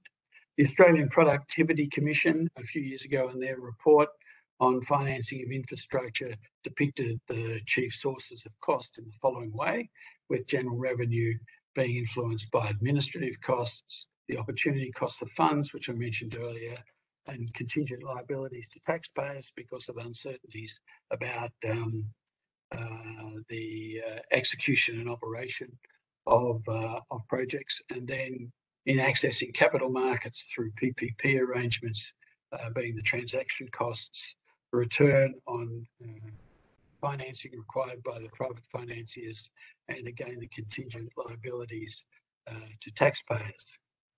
There are a range of choices, financing and funding, and I think that markets, political systems, and technology is throwing forward different ways of balancing some of the financing and funding aspects. In particular, down at the bottom of the funding, the idea of crowding in funding, swapping out of higher costs and environmentally damaging fuels, which I think also was mentioned by Daniel Hache earlier today, and something that Dag Detta has been pushing very strongly internationally is putting lazy assets to work. So that the public sector typically has very large balance sheets. It has large balance sheets on the asset and the liability side. By putting lazy assets to work, it can create a revenue stream which can sustain and support wider set of opportunities for investing and delivering services. So what are some of the steps that we're seeing? I think that because of the size and complexity of the public investment management challenge, it does make sense to focus on where in a particular country there are binding constraints. And for a different country, it might be in the consideration of value for money, in whole of life, in managing the centre of government functions associated with whole of government and whole of nation, and in developing additional sources of financing and funding.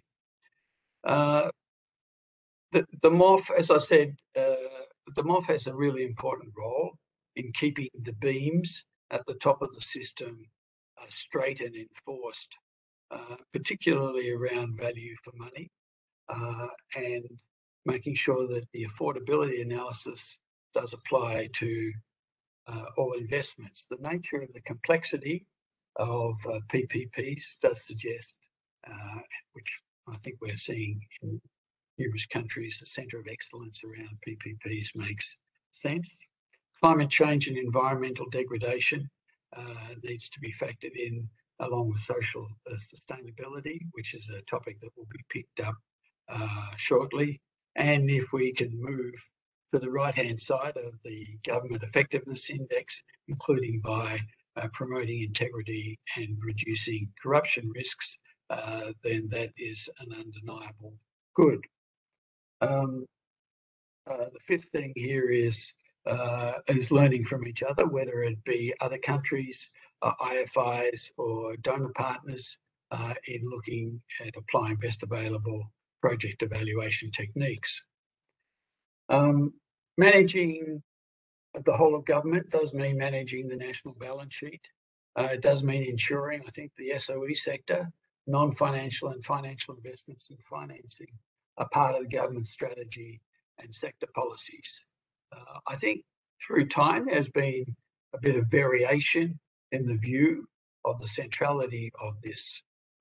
But as the characteristics of SOEs are changing, as the reliance on SOEs, particularly in this part of the world, has become heavier as a source of growth, then it is very important that the nature of the SOE activities and expansions do relate to the national balance sheet and coordinated through public investment management cycle. That also, I think, does mean that PIM functioning at the subnational government level is very important. I did mention general government is often a minority of total spending in this space. Central government also often a minority of the spending in this space. Viability gap funding and incentives. I think there has been a lot of investment in creatively thinking about these to help trip, if you like, social value-adding investments into positive finance space for subnational governments.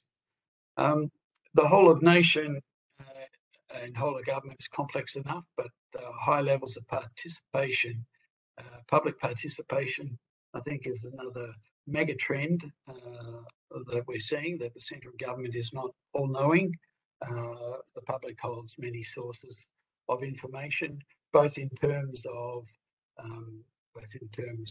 preferences about investments, but also importantly in terms of monitoring the performance of assets in place. Earmarking often gets a bad rap in public finance texts, but it can assist funding and change the calculus of financing. Delphine did talk about maintenance programs quite a bit. I'm yet to see anyone really excite people talking, I don't mean this personally, Delphine, excite a room around maintenance. The only thing that I can think of is that, particularly coming out of COVID, you expect maintenance spending to have faster and larger feedbacks to local economies. The import componentry of maintenance spending tends to be lower. The labour componentry tends to be higher. So if you're looking for economic stimulus, a maintenance program is a better place to go for faster, more immediate effects than capital programs, particularly in developing countries. And finally, closing the loop does mean investing in tax systems. I don't think we talk enough about the reinforcing role of tax systems for public investment management. So I started out today talking about the big economics of public investment management. That's the big cycle there, that public investment management through quality capital does drive growth, which does drive revenue. That's an assertion. The assertion is borne out by the empirical data. But we then ended up saying that there is unmistakable gains to be made, challengeable gains to be made by improving the quality of public investment management That means focusing on the inner circle, the micro circle of value for money, whole of life, whole of government and nation, and whole of thinking through financing and funding separately, but with innovation. So just to finalise, of course, the World Bank is active in the space. We have analytical work where we lend, as many of you would know only too well, about a little less than 10% of our prior actions and P4R indicators relate to public investment management. And the SOE sector, which is so important in this space, is an important client. We're also continuing to work. We work in more than 100 countries to strengthen tax policy and administration. And at the global level, we participate in assisting developing countries to exercise their voice amid what is a growing cacophony of views about the international tax system. There is, of course, also work which we do with the fund on public debt transparency and the debt support initiative. And we support operationally the private finance agenda, particularly in where I'm sitting here in Singapore. I think finally, I was at the original startup of PEMNA. It's great to come back. I think the 9 years, coming up to 10 years of PEMNA has shown how much this information sharing, knowledge sharing has to offer. So with that, I'll close. Thank you very much. Thanks a lot, Jim, for excellent presentation and really great overview of the entire value for money concept of the capital investments. So we have in this joint session too, we actually have 2 presentations left. So without further ado, let me give the floor to Eugene Kim, Deputy Director for Fiscal Management and Coordination from Korea Ministry of Economy and Finance. And let's also try to keep the presentations left in less than 15 minutes. Thank you.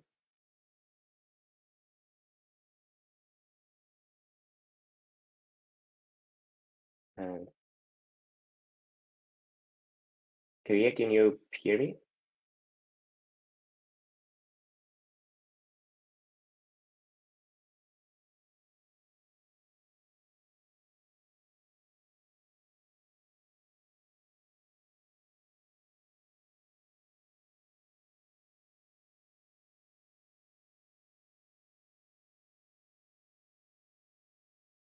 I'm not sure that everyone can hear you because I cannot.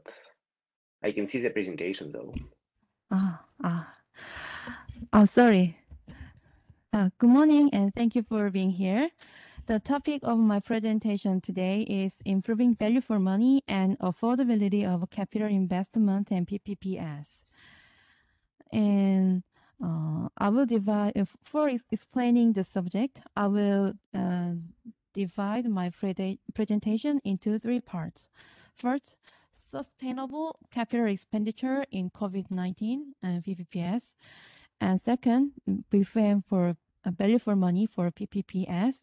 And third, and value for money, the practice in Korea. And let's see. This is the status of PPP in South Korea. The number of PPP, including all the type, is 753. And the total project value is about $113 million and 13.24 billion won. And the average BTO business return is 4.9%. And as you can see, the number of PPP projects is declining from 2007. But in COVID-19, the need of activating PPPs for sustainable capital expenditure is increasing. The fiscal demand related to social welfare, health, jobs, and increased financial demand to revitalize the economy that has been stagnant due to the spread of COVID-19. For example, welfare sector expenditure share is increasing. And second, according to National Fiscal Management Plan in Korea, from 20 to 24, the proportion of SOC expenditure is decreased.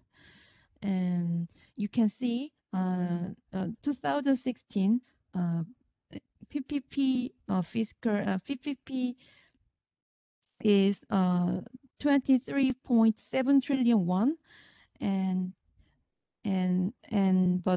but 24 the SOC expenditure is declining. The expenditure portion of SOC is declining to 4.51%. Maybe about 1.5% is declining by 4 years. And next, elevating the fiscal burden in expanding social expenditure by PPPs. The PPPs reduces the fiscal burden by an average of 14% conducted by KDI.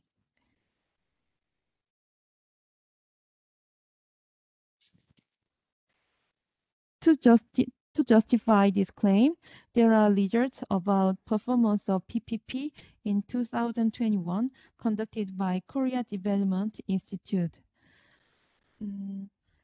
PPP in construction, PPP shorten construction period and construction costs by utilizing the creativity and efficiency of private sector.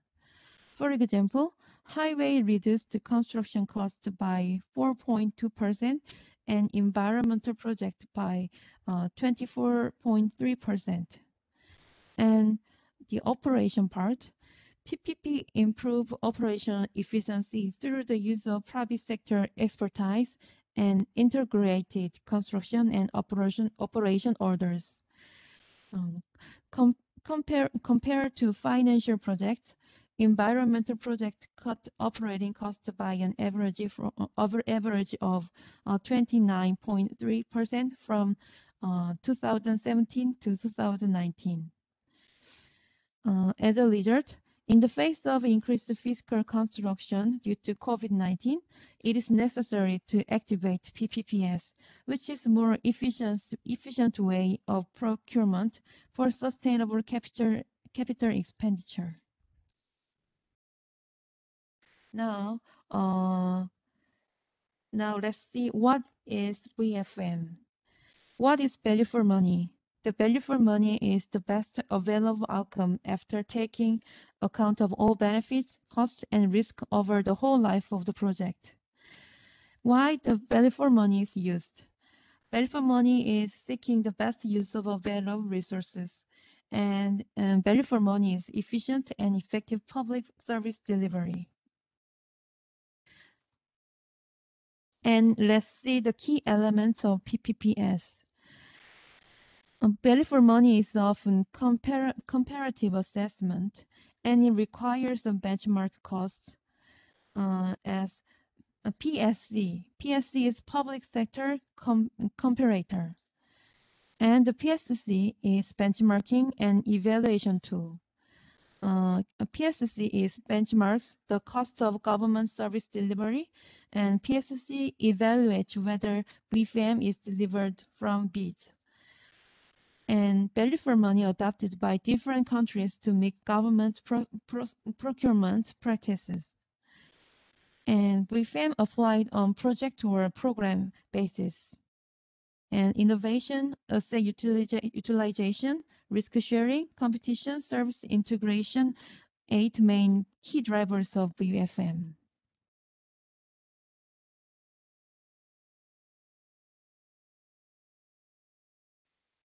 And in Korea, we use VFM assessments for determine eligibility of PPP.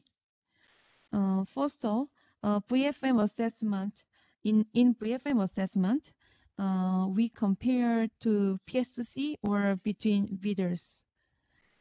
And VFM assessment presence of VFM confirms suitability for PPP.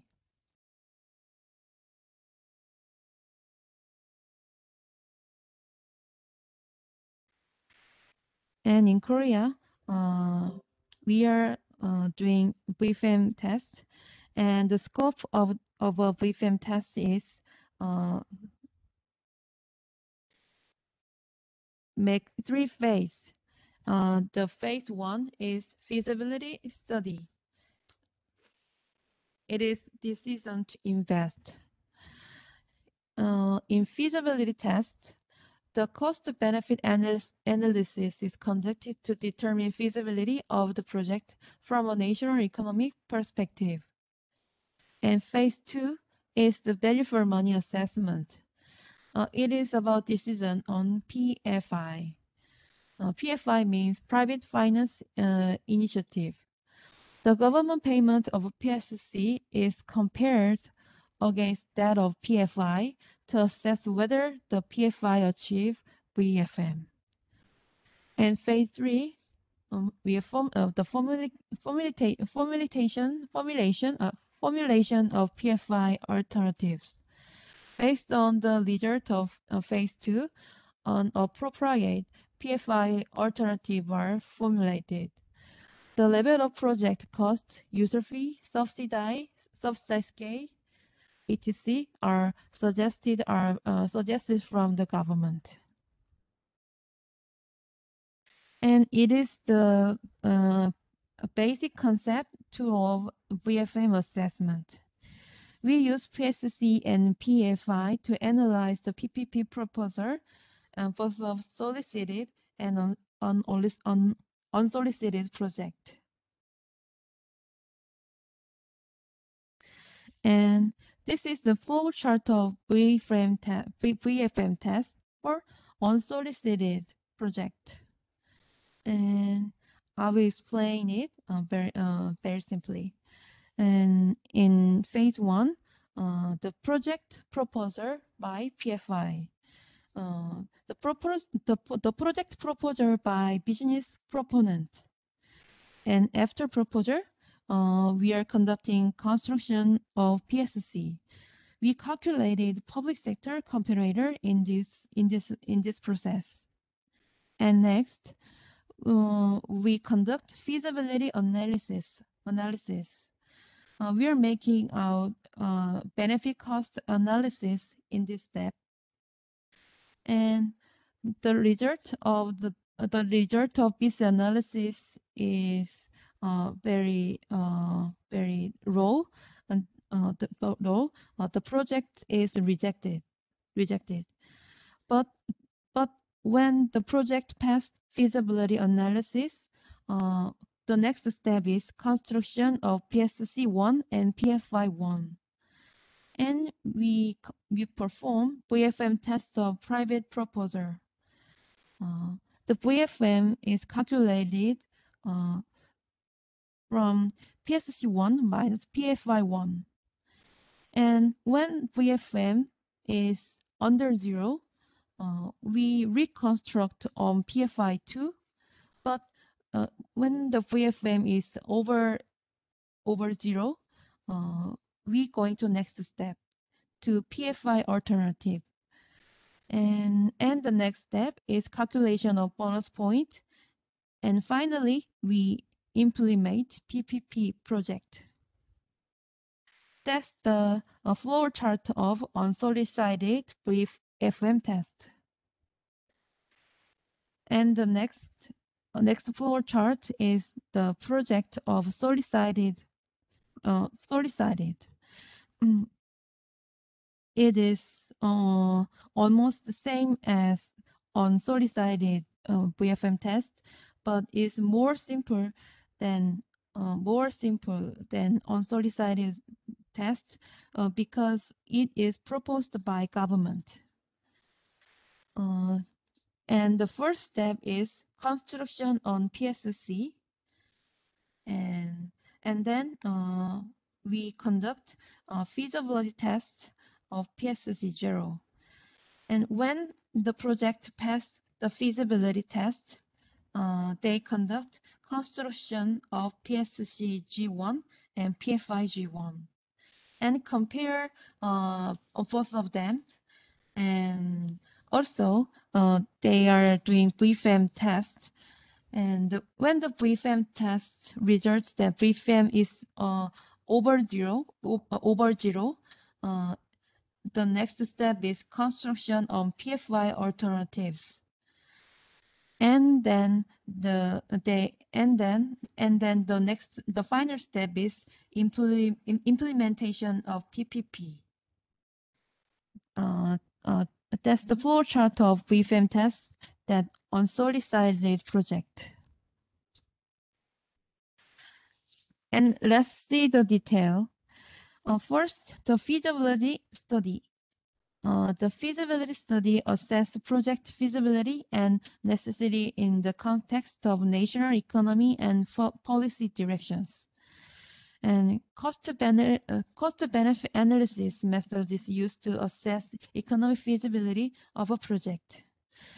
BC ratio calculated basis estimation of demand, cost, and benefits. And if necessary, policy analysis are carried out. And the second step is BFM assessment, and it is quantitative assessment. The present value of government payment for PSC and PFI options are estimated, and BFM is calculated. Now the discount rate is 5.5%. And you can see the formula of BFM, PSC, and PFI as below. PFI is government subsidy requested by the private party in the project proposal.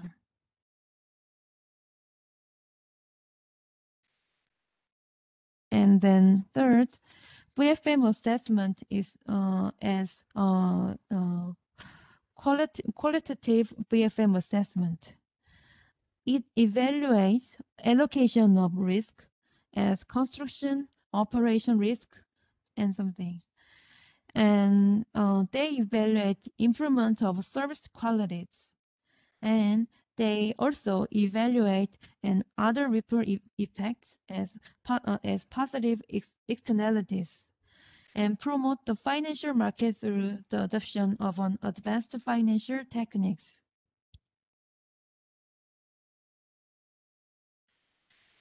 And the third step is formulation of PFI alternatives. Financial analysis and sensibility analysis are carried out to assess the profitability of a project. Based on the BFM assessment and financial analysis, PFI alternatives including total project costs, international rate of return, total government payment, and other components related to the implementation of the project are formulated.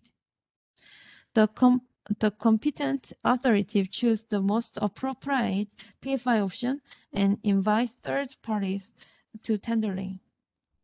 This is the whole process of BFM test. And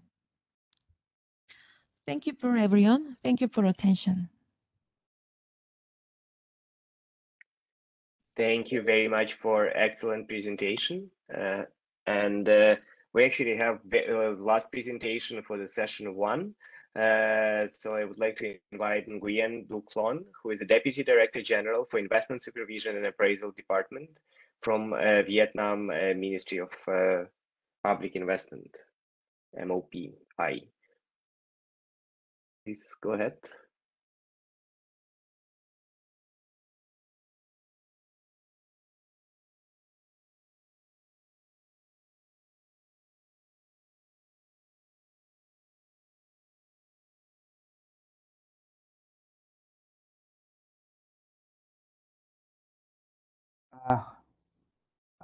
Good morning, ladies and gentlemen. My good health wishes to all of you. I wish you a very successful workshop and conference. Ladies and gentlemen, allow me to start my presentation. we have three parts in my presentation. First, I would like to provide you an overview of public investment and PPPs in Vietnam. Secondly, I would like to share with you a central level review and appraisal of major projects in our country. Thirdly, I would like to draw out some conclusions from our review activities and the effectiveness of it. Ladies and gentlemen, basically speaking, any countries have two important, big spending items, operational spending and capital spending. According to the laws of Vietnam, we have capital construction expenditures and some other capital expenditures. So here, as according to this title of the workshop and conference on improving value for money and affordability of capital investments and PPP, I just would like to focus on what we refer to in Vietnam as capital construction expenditure. In the past 10 years, from 5 years, from 2016 to 2020, we paid a lot of attention to public investments, both at the central government and provinces, and we received a lot of support from international organizations for public investments. For the first time, a public investment law was issued in 2014, and it was replaced in 2019. By the same token, for the first time, we issued the PPP law in 2020. The two laws help in the management of public investments and PPP management in Vietnam to follow international practices to improve efficiency in PEM management, to build a trust for our financiers, to improve value for money and incentivize the state budget. And in period 2016 and 2020, with the major investments to raise revenues by the MOF and supports from donors, Vietnam was able to allocate a huge amount of funding for public investments, which is about 20% of gross investment, which helps for economic growth and social protection. According to the law, capital budgets in Vietnam is to focus on infrastructure projects like irrigation, transport, health, education, sports, recreational facilities, as well as industrial zones and urban infrastructures. We also use public investments to catalyze private investments in the power system, in irrigation systems, water supply, sanitation, health, IT infrastructure, etc. The use of public investments by use of PPP is to help develop infrastructure where the PPP entity can provide the infrastructures and land acquisitions, and the government can cover the revenue loss. So in terms of review at the central level for major projects, ladies and gentlemen, in Vietnam, we do not yet have a definition of a major project.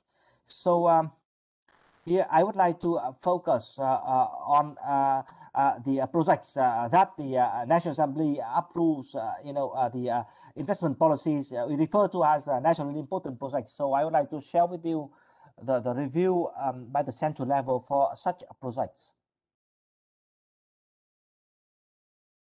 According to the laws of Vietnam, nationally important projects are those projects that have the investment cost of more than 10,000 billion, or the projects with major environmental impacts.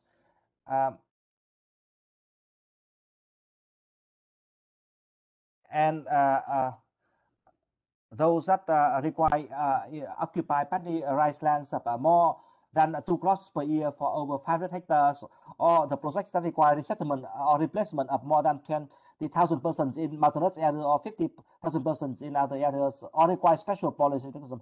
So we follow a very rigid mechanisms and processes in both stages, the policy level and the investment decision level. At the conceptual policy level, we have the state appraisal panel set up by the Prime Minister with a very concrete plan and structure.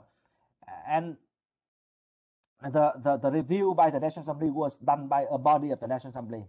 Here, I would like to specify the review of the state appraisal panel. So for public investment projects, we reviewed from 13 dimensions.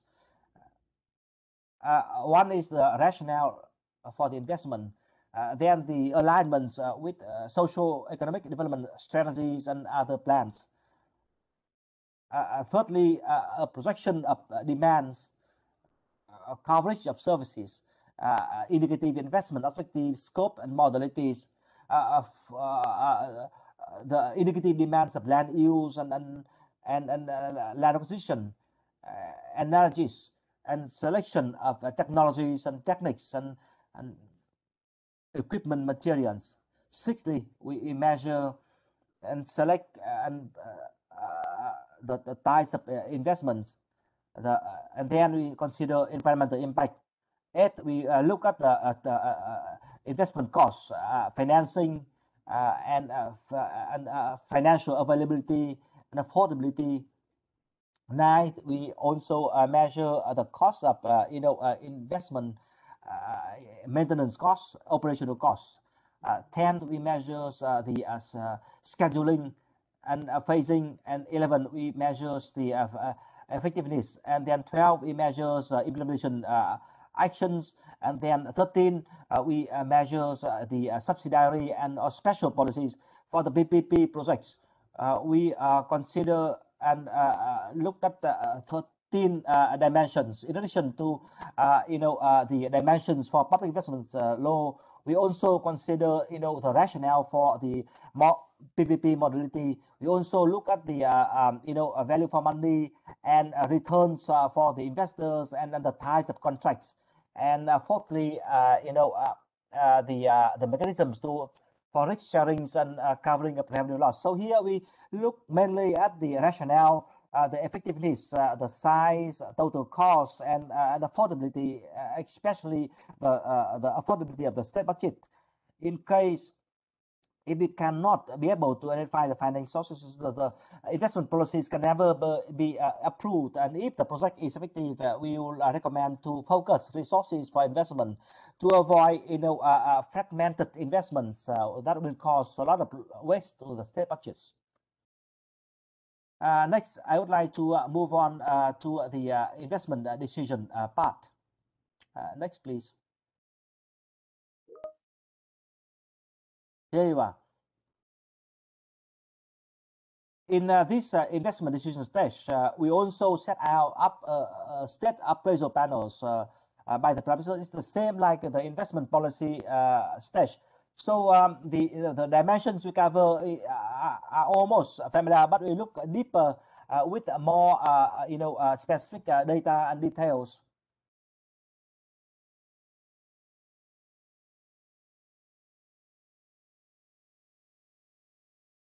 So in this stage, the appraisal focuses on the feasibility of the project, on the basics of identifying the size, the exact size, the total cost, and the feasibility of the financing sources, and returns of the projects, capital returns, recoverability, and if it is impossible to mobilize resources, and then the state appraisal panel should report the case to the National Assembly and relevant authorities for consideration. If the process have some financial availability, and then we will focus on how to reduce the cost, so as to reduce the cost to the state budgets as long as the effectiveness of the project is assured. As we have mentioned above, regarding these projects, appraisals are open and transparent and democratic, and we are making collective decisions. Each members of the panel of appraisals would be the representatives of ministries or agencies of the government. In addition, the state appraisal panels also set up some, consulting groups and task force. They are also from ministries and agencies. And during this COVID pandemic, the appraisal panel and task force have to work online, or they have to provide opinions in paper, to continue the appraisals for implementation. In addition, during the appraisal, the state appraisal panel can, source for consultants to carry out some of the activities. So by using consultants for review and appraisals, and the state appraisal panel can provide, informed decisions to cut the cost of some major projects, as we have experienced. For example, the Nam Thăng Long Trần Hưng Đạo urban area projects, or the Long Thành International Airport project. Ladies and gentlemen, so with the robust review and appraisals, we can make a decision and select the correct projects relevant to socio-economic development, and to increase value for money, and to avoid wasteful use of budgetary resources and resources of the society. So that's some of my points about the role of review and appraisals to boost value for money in public investment. Thank you very much for your attention. Thank you. Over. Thank you again for excellent presentation and for describing all the progress and systems that Vietnam has put in place for project appraisal and preparation. So we now can start the questions and answer session. I mean, we'll try to keep it either on time or a bit shorter to essentially to finish the day one on time.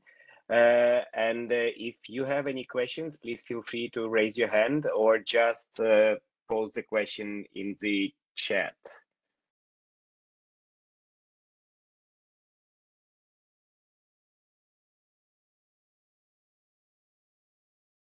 Any questions to either our colleagues from IMF or World Bank, Delphine and Jim, or representatives in Indonesia, Korea, and Vietnam?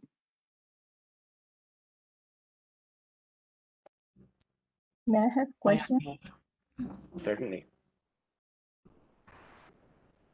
Please go ahead. Thank you very much. I'm from Minister of Finance, Indonesia.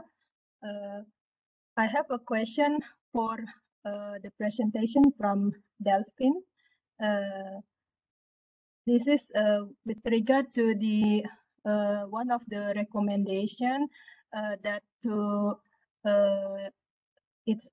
is a need to revisit the public investment planning, yeah. And one of the consideration here is to enabling the high-level committee with regard to the accelerating the decision of project planning or project pipeline or public investment plan. What I'm interested here with regard to the high-level committee, I think sometimes the terminology of the new committee we will lead a country to make a new institution. So it will lead the additional expenditure for having the new institution. That's one of the question. And then, is there any elaboration of the protocol of the working mechanism for the high-level committee so that they can work effectively to produce a robust project pipeline.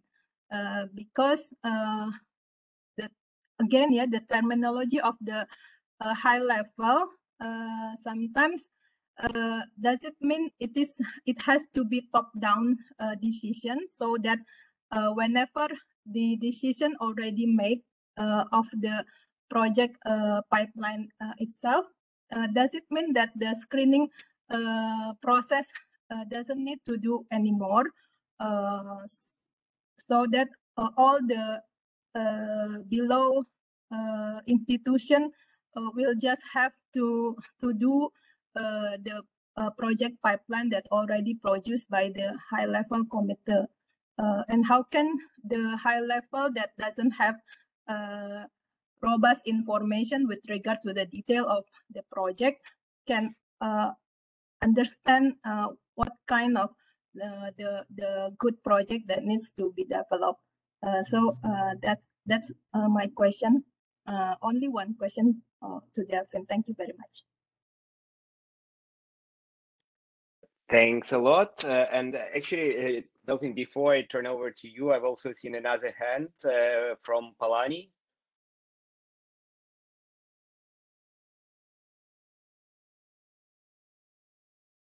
Was someone whose name states Palani? Do you still have a question, or was it the hand raised by accident?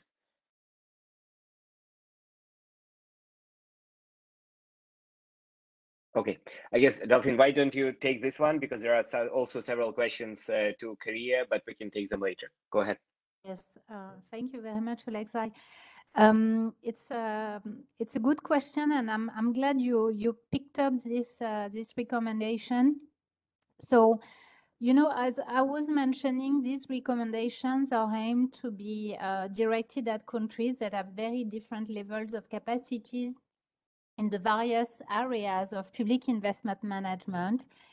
And the key point that was also picked up by Jim Brumby is that we recommend that decisions on the pipelines of projects be centralized and that a unified public investment plan be established, in particular in the countries where this is not yet the case. And the idea is to make sure that the projects are selected using the same criteria, and in particular using the new criteria that are going to support the implementation of the recovery program defined by the government, which can be economic growth or climate change adaptation or other objectives. The creation of an ad hoc high-level committee is recommended only in the cases when the existing institutions are considered not effective enough and where decision-making is not centralized. So such a committee should be created as a solution to pre-existing problems such as ad hoc decision-making and lengthy decision-making. If the processes and the institutions are already well functioning, there is no need to create such a committee because you are right, this would be additional cost and potentially delays. Where a committee might be useful for addressing past problems with establishing a coherent public investment plan, you are also right about the fact that the analysis and the preparation work should be undertaken by these institutions that have the technical knowledge for doing so. So the advice of creating a committee is just something that is aimed at addressing pre-existing problems in the countries where there are such pre-existing problems. But the ultimate objective is two things: unified decision-making, a unified pipeline of projects, quick decision-making, and inclusion in the decision-making process of new criteria that are suited to the objectives that are defined by the government for the recovery program. So the committee might be a solution for achieving this, or it might not be, depending on the country's circumstances. Thank you, Delphine. So let's move to the question from Cambodia, and there are essentially two questions to Korea on the presentation on public-private partnerships. One is how do you determine the discount rates, and the second part is how do you record public-private partnerships in terms of accounting records?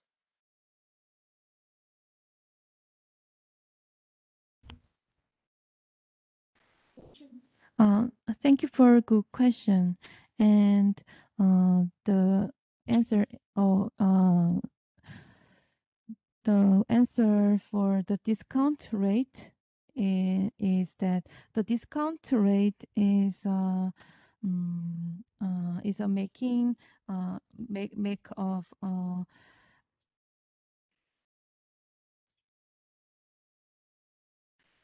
international rate of government securities and the inflation rate and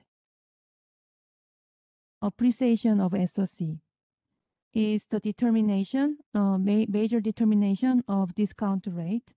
And the second question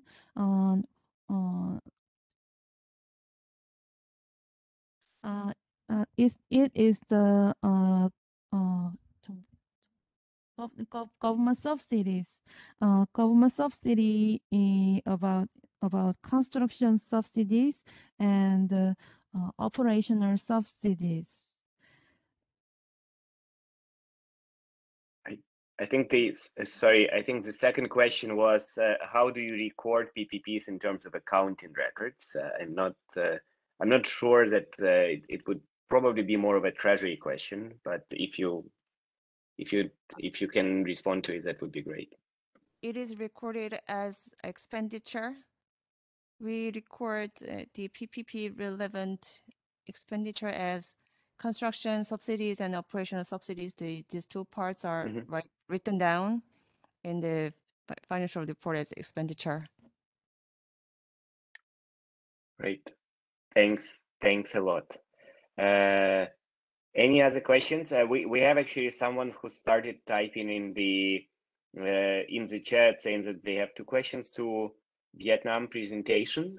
So if you'd like to either finish typing or just speak and ask questions to Vietnam, that would be great. Hi, hello. Can you Hello. hear me? Okay. I have two questions to Vietnam presentation. The first one is the area on the slide number. I'm not sure because there is no number on the slide. So the areas of investment under PPP modalities. If the area listed here is based on priority, that's the one. In the bracket, they put the PPP law, and does Vietnam have PPP law? That also question number one. Number two is, can we know that the percentage or proportion of each item list here that for example, transportation cover how many percent, how many percentage, for example. And sorry, another one is what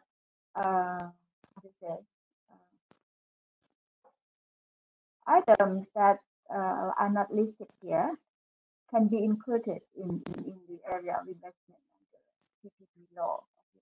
Thank you.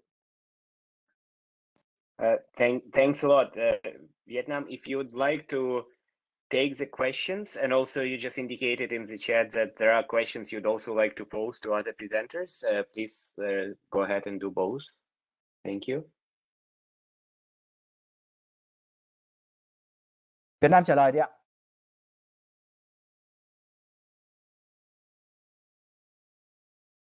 Allow me to answer the question.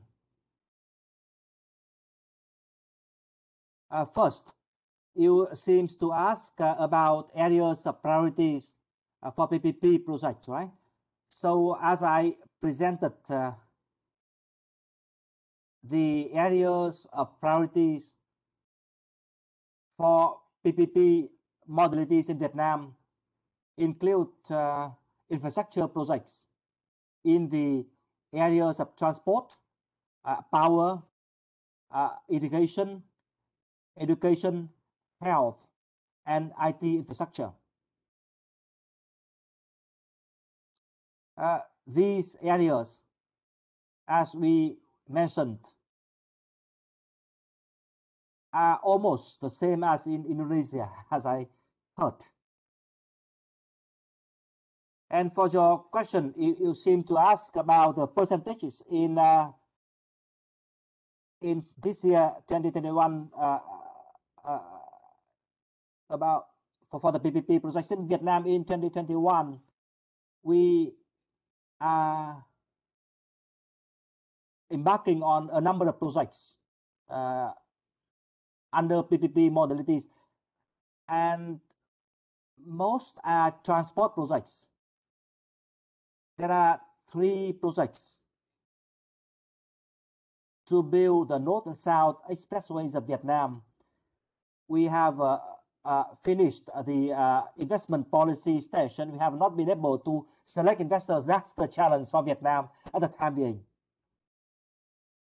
At the same time, we are embarking on 10 component projects in the North and South expressway overall projects. And we are going to propose the ideas to the Prime Minister for approval. And in Hanoi and in Ho Chi Minh City, the 2 ends.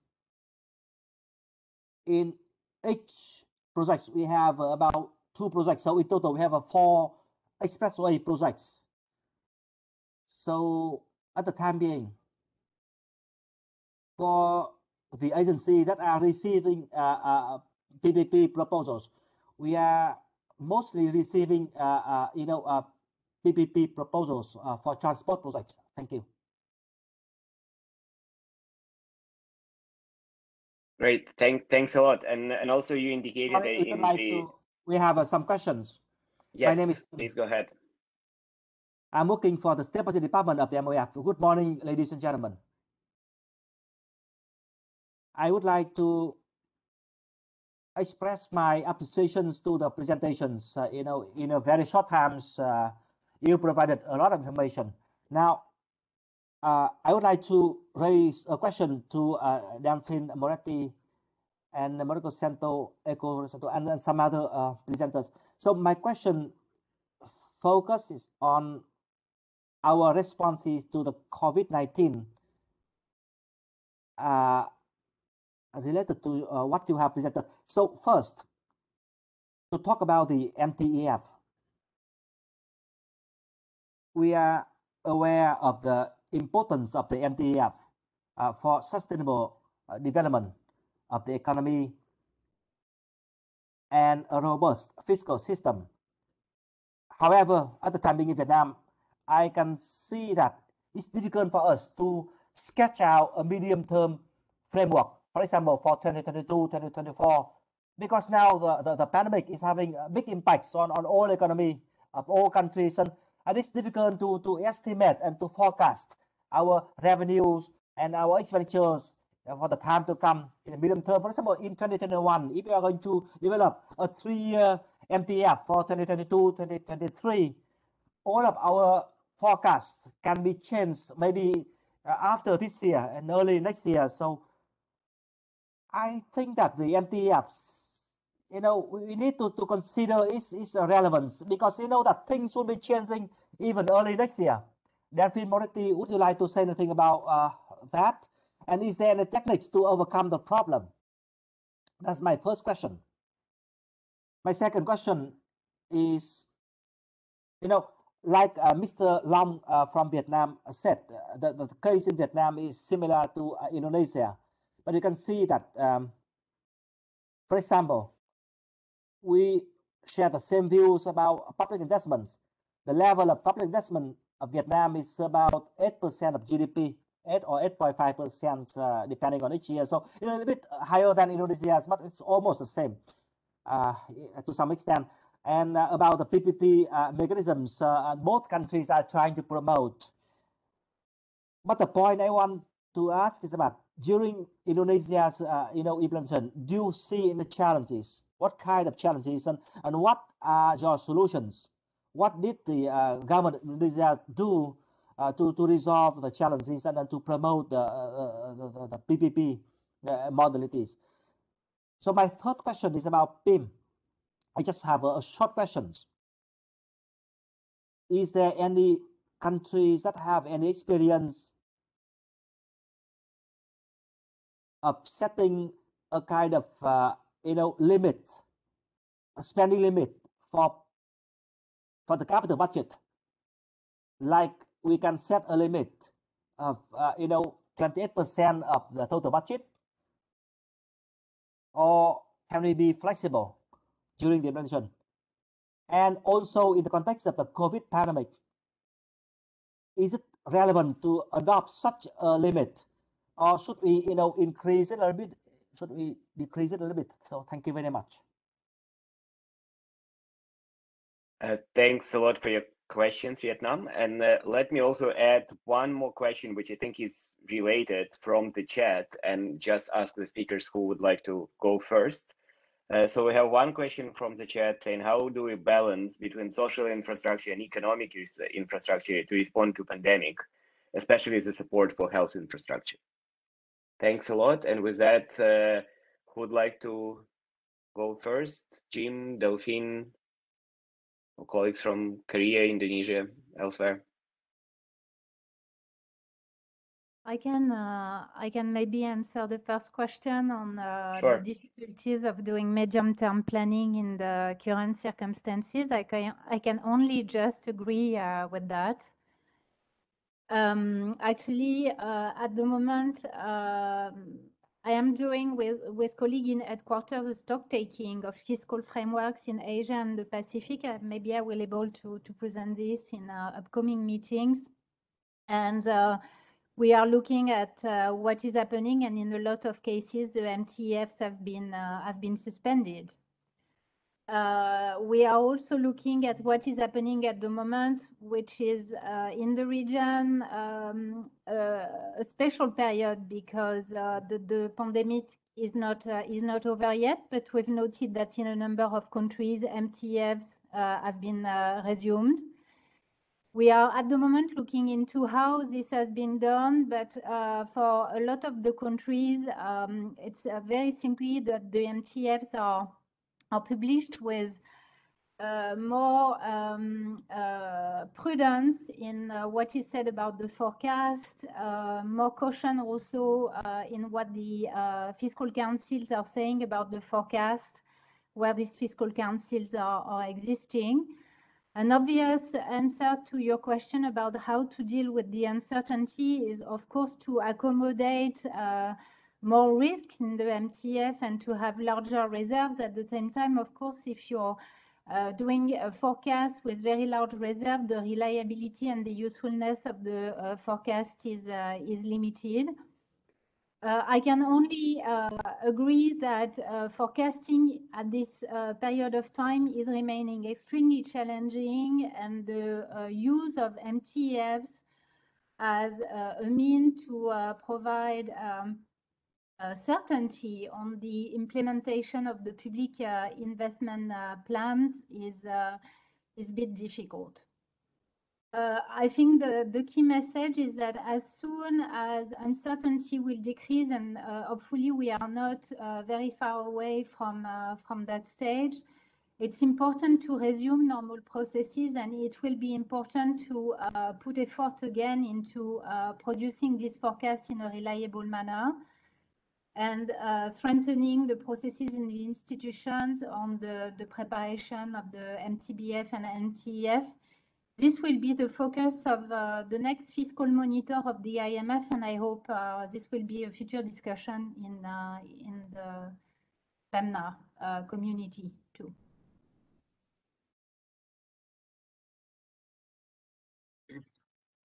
Alexei, should I come in on the last question? Please go ahead. Yeah, look, I think it's a very good question. the IMF released a book, I guess it was about a year ago, called Well Spent. It has a chapter in there on the relationship between fiscal rules and public investment. You know, fiscal rules, I mean, very much to the heart of your question, right? I mean, I think fiscal rules are created to deal with a set of circumstances. If the world veers off course from those set of circumstances, then the fiscal rules are thrown up in the air and held into question. So I think Indonesia, for many years, adopted the 3% deficit limit across their entire government sector, and they were very strongly adhering to that, but they've deviated from that in the context of COVID, and we just heard that they plan to get back to it. Fiscal rules often, although not always, provide space for capital spending and generally attempt to protect capital spending from short-term fiscal consolidation or managing fiscal pressures. So that's often the intention associated with fiscal rules, and you know, consistent with many things changing during the course of COVID. Many of fiscal rules have been respecified during that, but there are public databases available that will go through exactly that.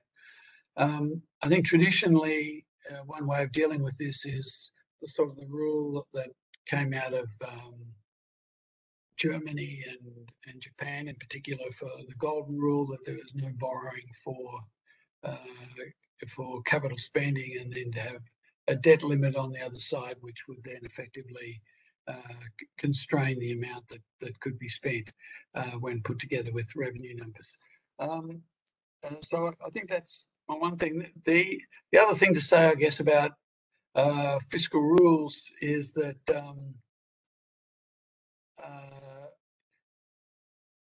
I think there's a debate really about what fiscal rules, what is the effect of fiscal rules. Their idea is to create commitment.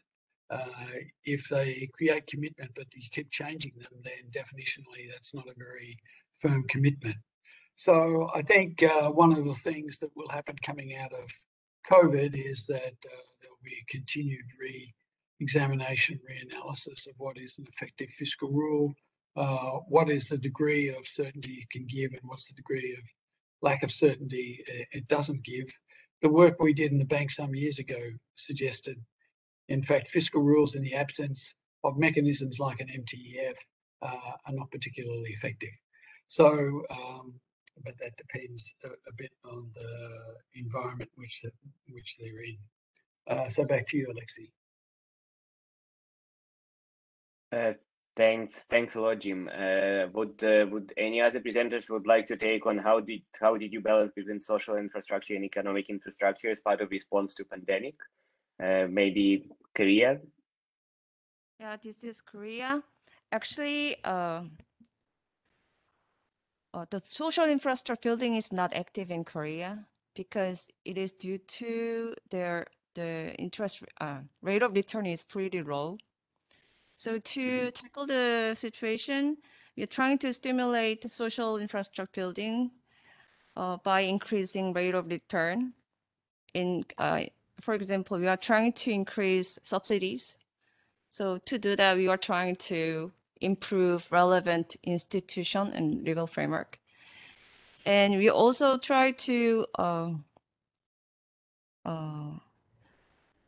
stimulate social infrastructure by integrating hospital building and research center building, try to integrate two projects so that we can increase rate of return. And we also try to increase school building and library building so that we could also increase rate of return. By doing so, we are trying to enhance their attractiveness. And we are also requesting line ministries to follow our guidelines, which is we producing to promote new models of social infrastructure building so that our line ministry can promote themselves building of social infrastructure.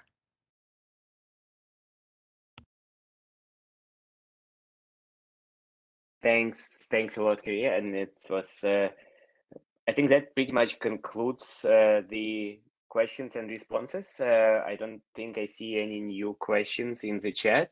And I think in the interest of time, we can move to the next session, which actually will be shorter than the first one. We only have one presentation on Ministry of Finance role in strengthening the climate sustainability and resilience of public expenditures.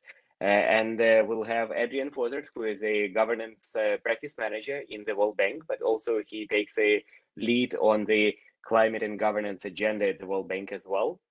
And he will be discussing actually the recent research and books that have been prepared by the World Bank team on climate tagging, but also touch upon some of the public investment project issues and climate as well. Adrian, over to you.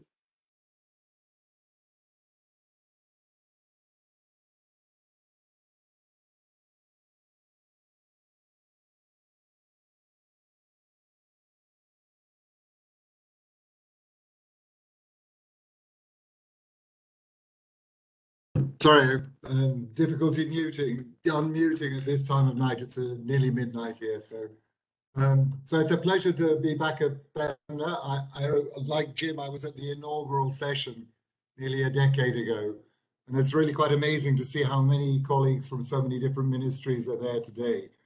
And it's I'm going to do a presentation here that's divided in two parts. The first part is around climate expenditure tagging. The second part is very short about public investment in climate change. I think that one of the key things on expenditure tagging is focus on trying to link expenditures and policy, which is something that we're all supposed to do, and our standard budget classifications are supposed to provide the tools for doing that. Trouble is that standard budget classifications aren't particularly good at dealing with cross-cutting issues. And we found that 20 years ago when we started trying to track poverty-related expenditures. More recently, we've come across this issue when we tried to look at gender-related expenditures. And what we find is you actually need to do additional analysis of the budget to identify those kinds of expenditures that are related to the policy objective. So climate budget tagging is about the identification, measurement, and monitoring of climate relevant activities and expenditure. This is a practice that's been going on now for, well, over a decade. And it started in East Asia. I mean, on the left-hand side of this slide, there's a document that the World Bank prepared working with the colleagues in the Ministry of Finance in the Philippines. More recently, there's a lot of work that's been done in Indonesia on budget tagging. There's been work in Bangladesh, in Nepal, Fiji. Many countries around the world are actually taking on budget tagging as a tool. What I'm going to present here is the results of a research project that we did last year, reviewing, I think it was about 20 different countries' experience of budget tagging, climate budget tagging. Many of those countries were in East Asia. There were emerging countries in Europe, which are taking quite a different tack on this agenda. But it's gradually spreading across the world. I mean, in the last 4 or 5 months, I think I've heard of 5 or 6 countries that have initiated work on doing climate budget tagging. So it's something that's emerging as a very popular practice, as a way of trying to think about how ministries of finance can work on climate change issues. EU has given it a really big push. I think you had a presenter at the beginning of this session of PEMNA from the EU delegation who was talking about their focus on climate change issues. What they've done is to try and track expenditures from the Commission, which are grants paid to EU member states, and make sure that those are a large proportion. I think it's about 30% is supposed to be assigned to climate-related expenditures, and they're using a tagging methodology to achieve that tracking process. And many countries in Europe are actually following up on this. France took a big step forward in trying to put in a tagging methodology for its budget in 2020. Finland is doing so. Italy is doing so. I think it's something that's expanding rapidly across the European Union, mainly in terms of trying to show the fiscal effort in support of climate change objectives. One of the things that's unusual in the EU is that they've also tried to identify both expenditures that are supportive of climate change and expenditures which are brown or have a detrimental impact on climate change policy. And there is a substantial share of those expenditures in most countries' budgets. So why do countries do climate budget tagging? Well, based on the documentation that we found, the most common objectives are related to awareness raising, trying to get align ministries to focus on climate change issues, align their resources with climate change policy, improve transparency around the climate change agenda, particularly in terms of making people aware of what climate change programs and activities are underway in the budget. Mobilizing finance, particularly amongst developing countries, there's a lot of focus on tagging as a tool for identifying potential areas of financing from external partners. And there's an issue around reporting on policy commitments. So I should stress that international treaties through the UNFCCC do not require any reporting by developing countries on their, or actually Part 1 countries either, on their domestic climate change expenditures. So this is not a treaty obligation. This is something that countries do because they think it is useful for them in support of their climate policy objectives. So I'll go over quickly the different elements of climate budget tagging that we looked at through the research project. There's a set of technical aspects of climate budget tagging related to the definition of what is climate relevant, coverage of the tagging methodology, the measurement of those expenditures and how you use the budget structure to reflect those tagged expenditures. And then there's a whole set of institutional issues about how you manage the process of doing climate budget tagging. Who are the stakeholders involved? Who does it? Who validates? How you integrate it in the budget process, and how you do your tracking, reporting, and auditing. So first of all, on the definitions, there are broadly two sets of definitions. The first one is a standardized definition that would be basically the same definition used in multiple countries. The standard definition, set of definitions that countries use are related to the Rio markers. Now those are a set of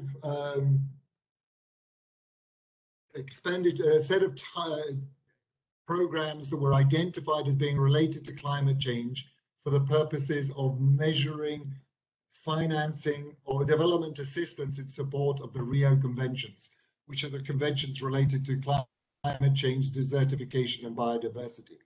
The one that's really picked up is the Rio markers for climate change. All development organizations apply this. This is the basis of the methodology that the EU is rolling out for its own internal financing of funding for member states.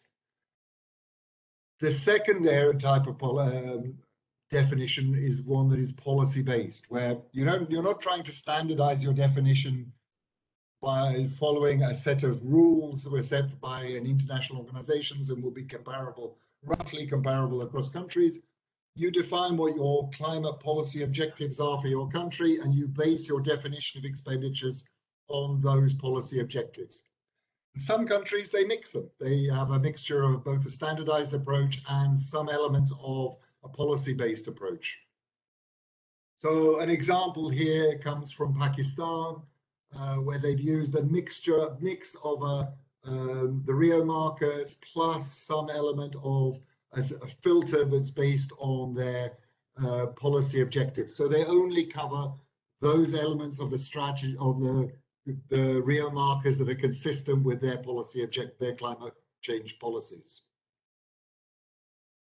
What the coverage of those is related really to what range of expenditures are covered. Many countries actually start piloting tagging with a few countries, a few sectors, and then roll out. There are quite a few countries now that are covering all sectors. Some countries only tag their investment budgets. That's because it's relatively easy to tag investment budgets. Projects have objectives. You can identify by looking at the objectives and the outputs of the project, whether or not it is related to climate policy objectives. Much more difficult when it comes to recurrent expenditures. One thing that very few countries are doing, in fact, only one country has done systematically so far, is to look at tax expenditures. That was France. And what they found was that a large part of their climate-related expenditures were actually tax expenditures. Those are subsidies that are affected through the tax regime. So discounted tax rates for activities such as use of renewable energies. But what they also found was that a large part of the tax expenditures were actually environmentally harmful and contrary to their climate policy objectives, particularly fossil fuel subsidies and a large part of the subsidies for agriculture. Many of the countries now expanding their climate change tagging to cover subnationals. A handful are looking at SOEs.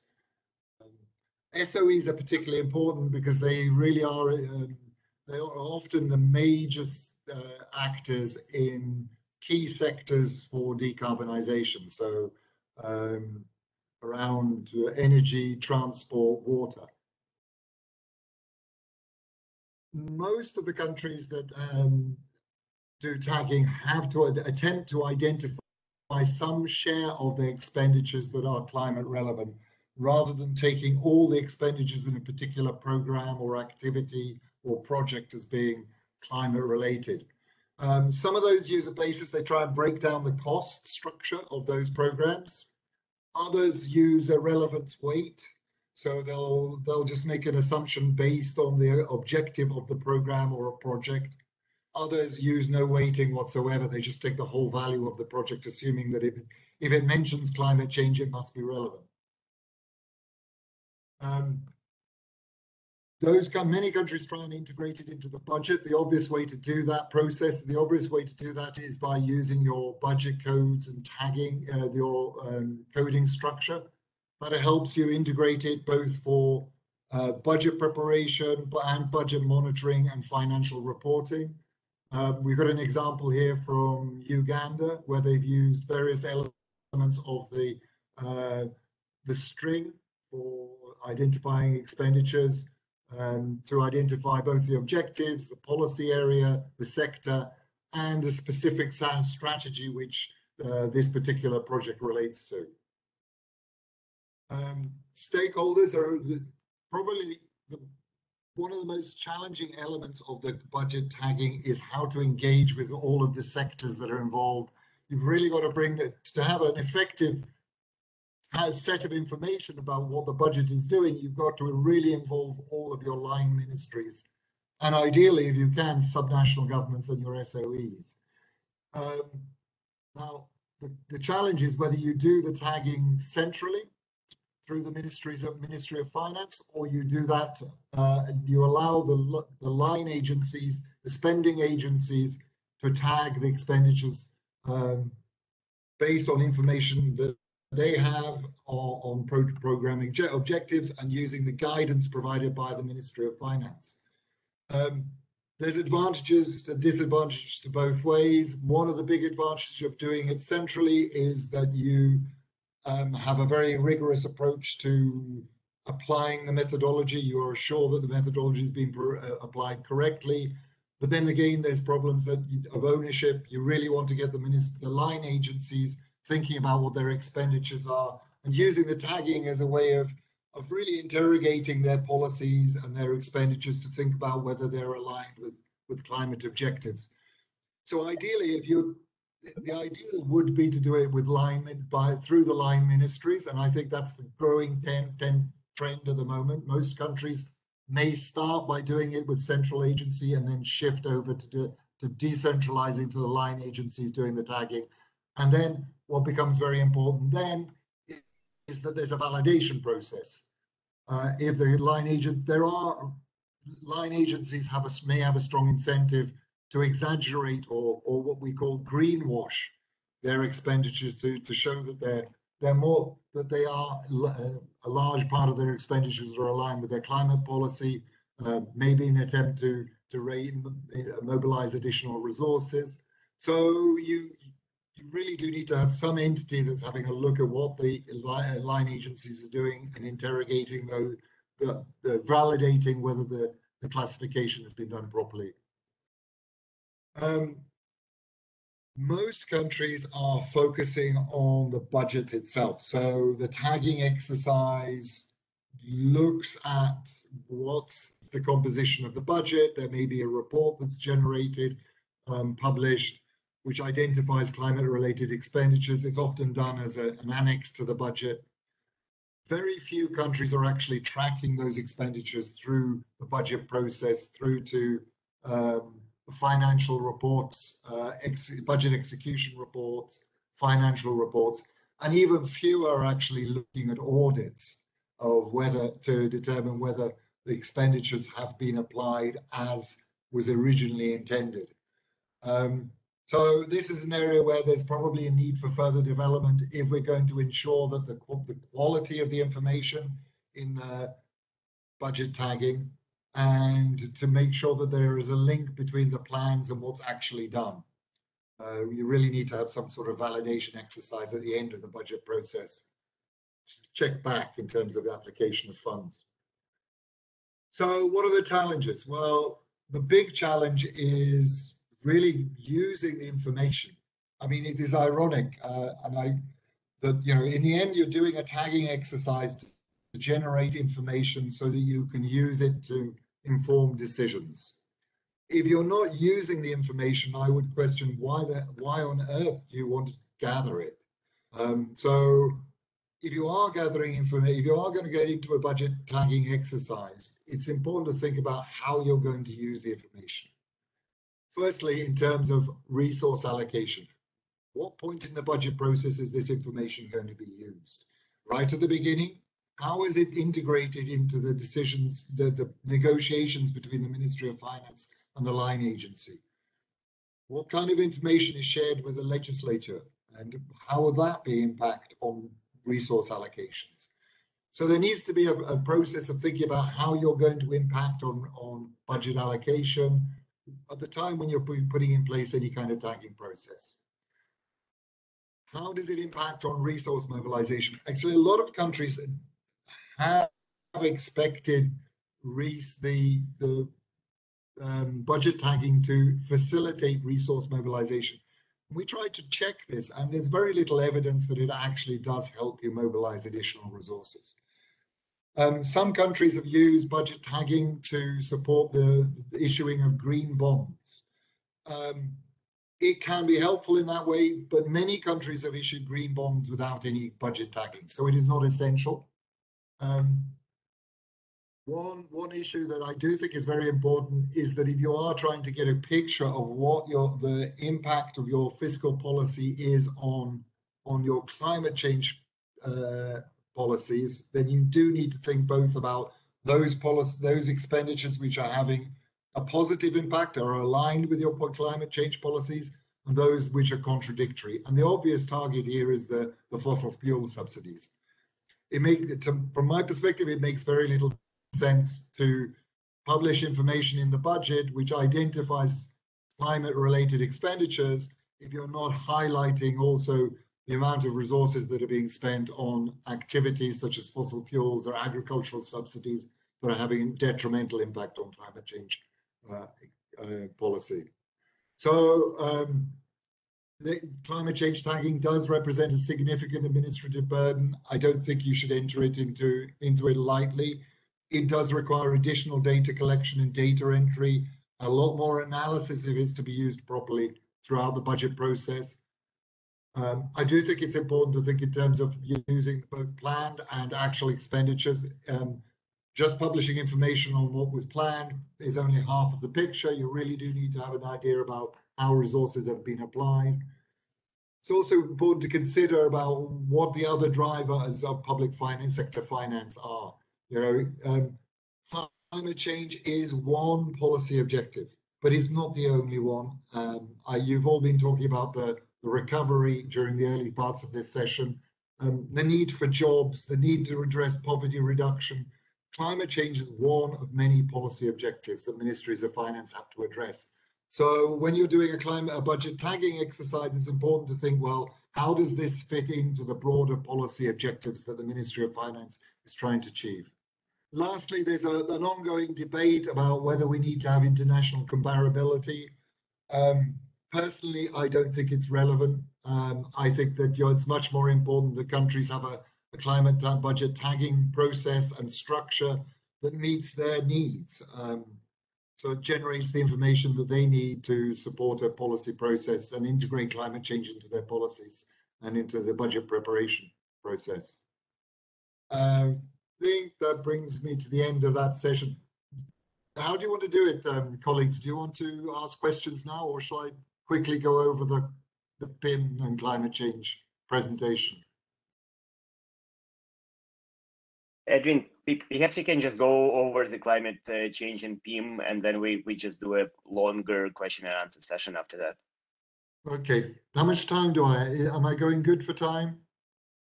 Yeah, for as long as you're not asleep.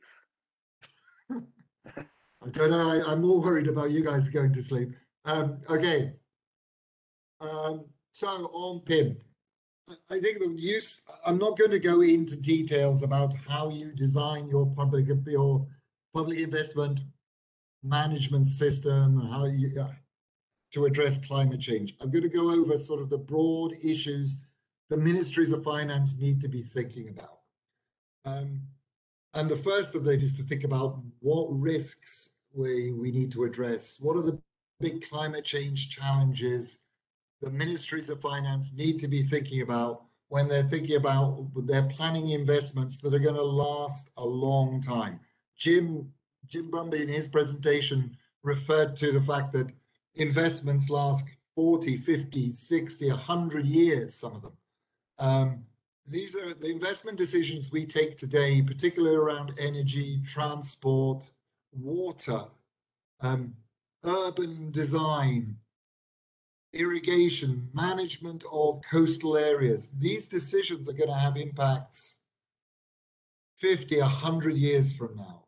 So we really need to be taking decisions carefully. There's two sets of things that we need to be thinking about. The first of all is the physical impacts of climate change. So one element of that is extreme events. Now, all of us focus on the extreme events, the droughts, the floods, the cyclones, the typhoons, the extreme cold events, the extreme rainfall events, all of these extremes that, the last IPCC report has finally come out and said that categorically there is evidence that extreme events, not just long-term climate change, is related to climate change, is caused by human-induced climate change. And there's plenty of evidence that extreme events are accelerating. The number and intensity of extreme events is increasing. We should remember that the vulnerability that we face when we're thinking about our society and our economies is not just related to those extreme events, the weather and the climate, but it's also related to human decisions about where we decide to locate in our cities, where we decide what lands we decide to use for agriculture, and the types of agriculture and land use that we choose in areas that could be at risk by future events. So one element is the physical risks and the extreme events, which we all focus on, and I'm sure all of you are beginning to consider. The second part is the long-term environmental change. And that's the kind of change that's going to happen because of global warming and the shift in agroecological zones. I use here on the right-hand side a picture for a map of Africa because it's pretty stark there. You can actually see clear border areas where extended areas are going to be at risk of desertification. If you look at a map of East Asia, it's a lot messier. The impacts are very different. It's mainly going to be driven by the monsoon and any changes in the district timing, intensity, duration of the monsoon. It's also going to be driven by sea level rise. Many of the cities in East Asia and largest cities in East Asia are at sea level or are already below sea level and will be severely impacted over the next 10 to 50 to 100 years. So one side of the agenda that we need to think about when we're thinking about public investment is physical impacts, extreme events, long-term change in our environment. The second one is about decarbonization. You know, everybody focuses on the international commitments, and there is an element of a collective, a global public good, and our responsibility of our country, all countries, to contribute to decarbonization. That's the reduction, shifting away from the use of fossil fuels by electrification of processes, use of renewable energies. So that's part of the agenda, but there is also a very important element of self-interest. The world economy is going to change. Technologies will change. Markets will change because of decarbonization. Trade patterns will change. The EU is already talking about a border tax, a carbon adjustment border tax. So no country in the world can afford to ignore the fact that decarbonization is happening and that they need to be part of that process. Failure to anticipate that is going to cause significant harm. Firstly, particularly in terms of public investment.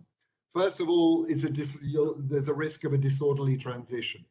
You know, the private sector, citizens, households, they need to know what kind of decisions they're going to take. So they need to get a signal from the public sector about what kind of energy future they should be investing in. Should they be investing in fossil fuels, or should they be investing in renewables?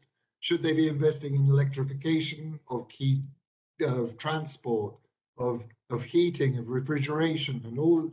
So there's an important element of signaling that the public sector, and through its investments, does. The public investment will signal what kind of energy future your countries will go through. There's also a risk of stranded assets. If you invest in the wrong kinds of technology, your technology will not be useful 5, 10, 15 years from now, either because of changes in policy, changes in regulations, changes in technology, in the networks that they're operating in, changes in consumer preferences. So you really need to think, well, is this any kind of investment that we're going to do now? Is it still going to fit in the networks and the systems that we're going to have 15, 20 years from now? The other risk is around path dependencies. You know, the signals that we use, the kinds of investments we make now, for instance, if we're building cities at low density and using cars for transport, we're going to be stuck with that structure of energy consumption and transport for the next 100 years. So it's cheaper, it's better to think about what you're going to need in the future and think how to avoid setting yourselves in a path that we will not be able to get out of at a later date. So transition, decarbonization is as important for all countries as adaptation and dealing with the physical risks of climate change. So another element I think it's very important for us to think about is that, you know, we need to think about the networks as a whole. All of our investments in infrastructure are parts of networks. Now, I mean, 5, 10 years ago, I think we were all looking at, you know, the massive infrastructure gap that countries had in terms of meeting the needs for basic infrastructures. And this graph comes from, I think it's about 2015, from a World Bank publication, where they identify what the huge gaps in infrastructure needs were around the world. Part of the problem of climate change is that it's not just, we don't just have to think about the infrastructure gap and what we need to do to meet that in terms of additional infrastructure. We also need to think about the stock of assets that we have and whether those stock of assets are going to be viable in the future, those stranded assets that I was referring to. and whether we need to be thinking about how we adjust that stock of assets, and how the systems we're going to put in place, and how an individual project that we're working on, how it's going to fit in. If it's a power project, how it's going to fit into a new network that's going to be based on renewable energy. How is a transport system going to be shifting from using cars and road transport to using rail transport and other forms of mass transport? How are we going to use water in the future more efficiently? So we need to think about not just the new projects, but we also need to think about the stock. And that's a big change for us in terms of public investment management, because we're not thinking in those terms. We're listening to the presentations so far. The focus has been very much on the project cycle. Yet the project cycle is very much at the end of the process. We need to be thinking about the system as a whole and how that will change. So I think some of the elements of what we need to think about in terms of what PIM climate change means for the public investment management practices is thinking about, well, what elements of the systems need to change? Well, first of all, I think we need to have clear long-term strategies. Thinking about how we're going to adapt systems over the next 30, 40 years. Transitions like this don't happen overnight. It's very important that we take action now, but that action is going to take place over an extended period. And there needs to be long-term strategies, and those strategies need to be aligned with long-term climate goals. So you can't just think in terms of one project on its own. You need to have a strategy for how you're going to deal with each of the sectors which are going to be impacted by climate change. You need to think about systems, how the systems are working, not just the projects. How does my project fit into the system, the transport system, the water management system, the power grid? You need to think about, when you're looking at individual projects, how is that project going to deal with physical and transition risks? Is it consistent with my policies and my long-term strategy? You need to think about land use. Land use is everything in climate change. It is absolutely a critical element of how you plan, how you think about what kind of assets, where to place them, what kind of land, how is that land going to be used viably economically in the future. And I can promise you one thing, the land use in the future is not going to be the same as the land use today. The environment is changing, and it's changing fast in many countries. Sea level rise, changing water district allocation patterns, changing rainfall mean that land use will have to change, and that will have an impact on the kinds of investments that we can take, where we can place investments, and the kinds of investments that are going to be suitable in different locations. And then finally, once you've got all of that ready, once you've done all those key foundations, then the project cycle is fairly simple. We know how to appraise projects. The key issue is really not so much, I don't think, in terms of appraisal. We have the tools through cost-benefit analysis to think about how we manage these things, climate change, how to incorporate, address different technologies. I think the key thing is it's screening up front to make sure that we're focusing all of the key issues around land use, technology, how projects fit into the system are reviewed at an early stage in the design of projects, so that we don't waste time on projects that aren't suitable. I think one other element that I think is very important is that we need to think about uncertainty. Honestly, we don't know what the future is going to be like. There are huge uncertainties in terms of what the impacts of climate change are going to be on future climate patterns at the local and at the country level. The quality of the information that we're getting now through modeling is improving every year, but there's still a lot of uncertainty about what the impacts are going to be. There's a lot of uncertainty about what technologies are going to be. The fact is that we know the technologies we have today, and those technologies will probably dominate investment decisions for the next decade. But new technologies will need to be invented, and those technologies will need to be applied in power, in transport, in water management, in domestic heating and cooling, all the critical areas of public investment there will be new technologies coming on board. We don't know exactly what those are going to be, and we don't know when they're coming on board. But we need to think a little bit about how we're going to manage that as we're planning of the climate future and what that means for investment. So there's a lot of uncertainty.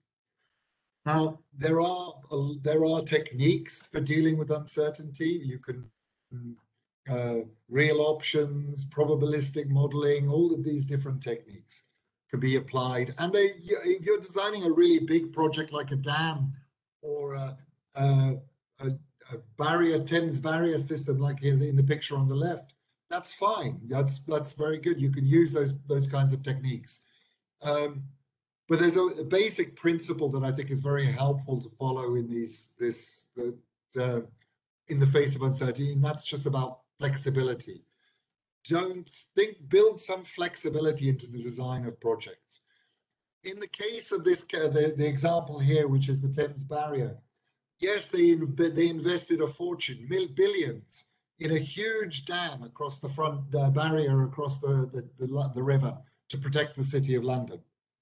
But they also purchased huge areas of land that could absorb a higher level of sea level rise to reduce pressure on the city if the sea level rise was higher than anticipated on the left-hand side. And that land has been set aside.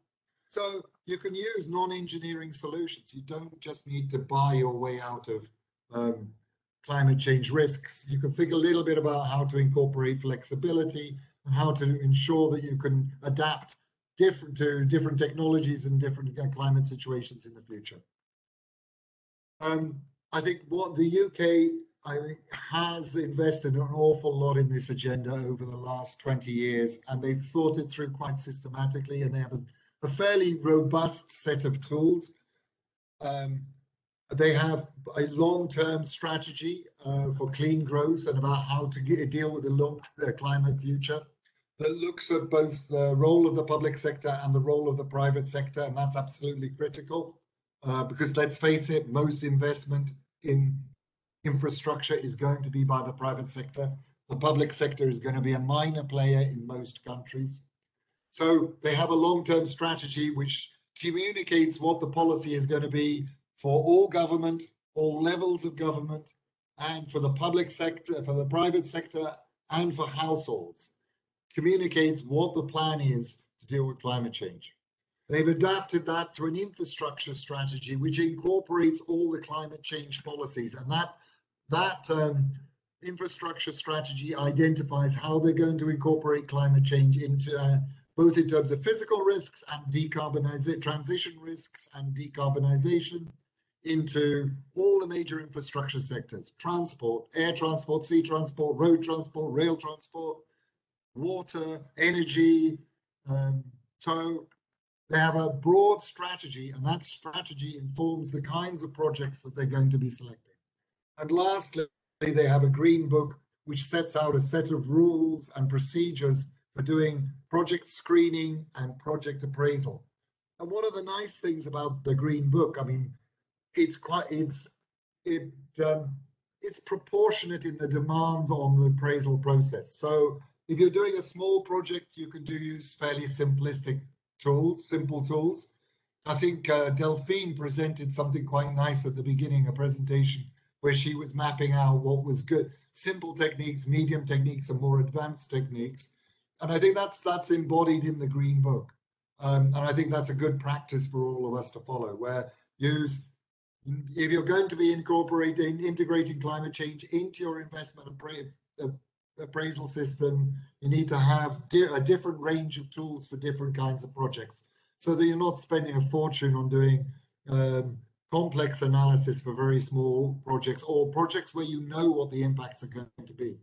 So I think I'll leave it there. Then thanks a lot, Adrian. That was excellent. And please, colleagues, feel free to actually post questions in the chat or just raise your hand. But meanwhile, we have the very first question to you, Adrian, which is from Dina Irina, which says, could you please elaborate on how to do tracking, reporting, and audit for the climate change budget for developing countries? And when you are doing the work, have you come across some examples and experiences when those actions were done effectively?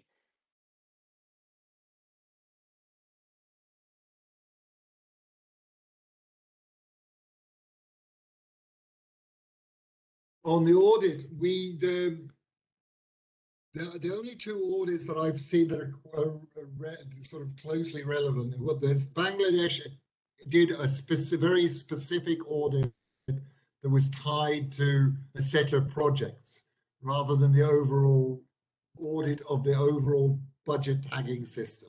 So they looked at the specific set of projects and they assessed whether they'd achieved it was a performance audit. They checked whether they'd achieved their objectives and whether those objectives were appropriately aligned with climate policy. The other one that I've seen actually, as I recall, well, there was back in 2013, the US Government Accountability Office did a review for Congress of all government expenditures in the federal government of the United States to assess what the climate-related expenditures were. There's been another audit that was undertaken by Luxembourg, which was to look at whether the expenditures and the application of the budget was consistent with the country's treaty obligation, which was an interesting job I'd never seen anything like that in terms of an auditor taking on international relations as part of its remit. But so it's an area which is emerging. InterSci actually generated some guidance on how to do climate change audits back in 2010. And there was a working group working on these issues back to about 2014. But most of the audits that have been done are very, very targeted. They're not, they're related to audits of specific programs rather than audits of the budget as a whole. Thanks a lot. And if there are no questions from online yet, we have another question to you from Heri Indratno from Indonesia, I think. So there are many countries, including Indonesia, that have global commitment to have active contribution to climate change issues. However, among the challenges, how to set the smooth energy transition mechanism from fossil fuels to clean energy, and particularly from perspective of the budget. So the questions are threefold. What is the best strategy in your view to overcome the budget problem? What is the significance of carbon savings through carbon trading to overcome the budget problem? And is there any good experience among European Union member countries? I mean, it would be helpful to understand what the budget problem is that he's referring to. Is this in terms of financing it, or? I think it's in terms of financing, and the second question is the carbon trading and as a potential solution to funding issue. So, in terms of I don't think climate change is different from any other policy objective. In the end, there's trade-offs, and everything needs to be planned within the context of a medium to long-term fiscal strategy, which where the government has a clear sense of what the sustainable level of expenditure is, and then there are trade-offs between different policy objectives. The fact of the matter is, though, that most of the analysis that's being conducted so far suggests that policies that are supportive of climate change, so particularly around public infrastructure, are also supportive of job creation and poverty reduction.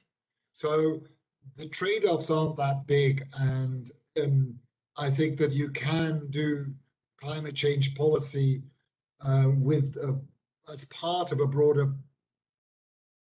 development poverty reduction strategy, and many countries are moving in that direction.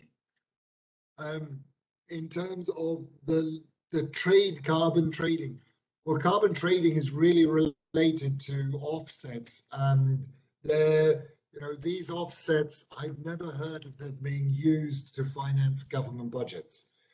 The offsets are usually tied to specific projects, and those projects are subject to verification and audit, not so much in terms of a financial audit, but in terms of an audit to verify their compliance with a set of guidelines related to what might be considered a green investment.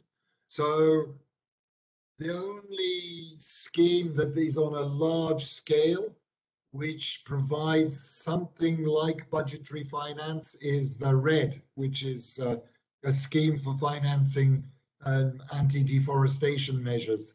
I believe Indonesia actually benefits from that. But again, often that money is targeted to specific projects rather than to the budget overall. And I forgot what the third point was. Sorry. I think the third point was whether there are some good examples of that among EU member countries. I mean, I think in terms, I think Indonesia actually got one of the best examples. Indonesia did its Green Sukuk, successfully mobilized funding. I mean, they've issued subsequent Green Sukuks. They're very innovative. Other countries that are interested in looking at tagging, I would very much encourage them to talk to the team from Indonesia and from the Philippines, both of whom have extensive experience working on this agenda. I think that there's in Europe, I think certainly in terms of the budget tagging, the Europeans are learning from countries such as Indonesia, the Philippines, Bangladesh, Nepal, Uganda, all the developing countries or middle-income countries which took the lead on this agenda. So I don't see Europe as being at the forefront of this, except in two ways. One is I do think the big innovation that France did with its 2020 budget tagging exercise was it actually published information on both on expenditures that have an impact that contributes to climate change objectives, both in terms of adaptation and decarbonization, but they also published information on all the expenditures, including tax expenditures, that had a detrimental impact on climate change objectives. And they were substantial. In fact, the expenditures that had a detrimental impact were almost as large as those that had a positive impact. And I suspect in many countries that will be the case. Thanks a lot. I think there is a representative from the Ministry of Finance of Vietnam who'd like to ask you a question. So let me get the floor to Vietnam.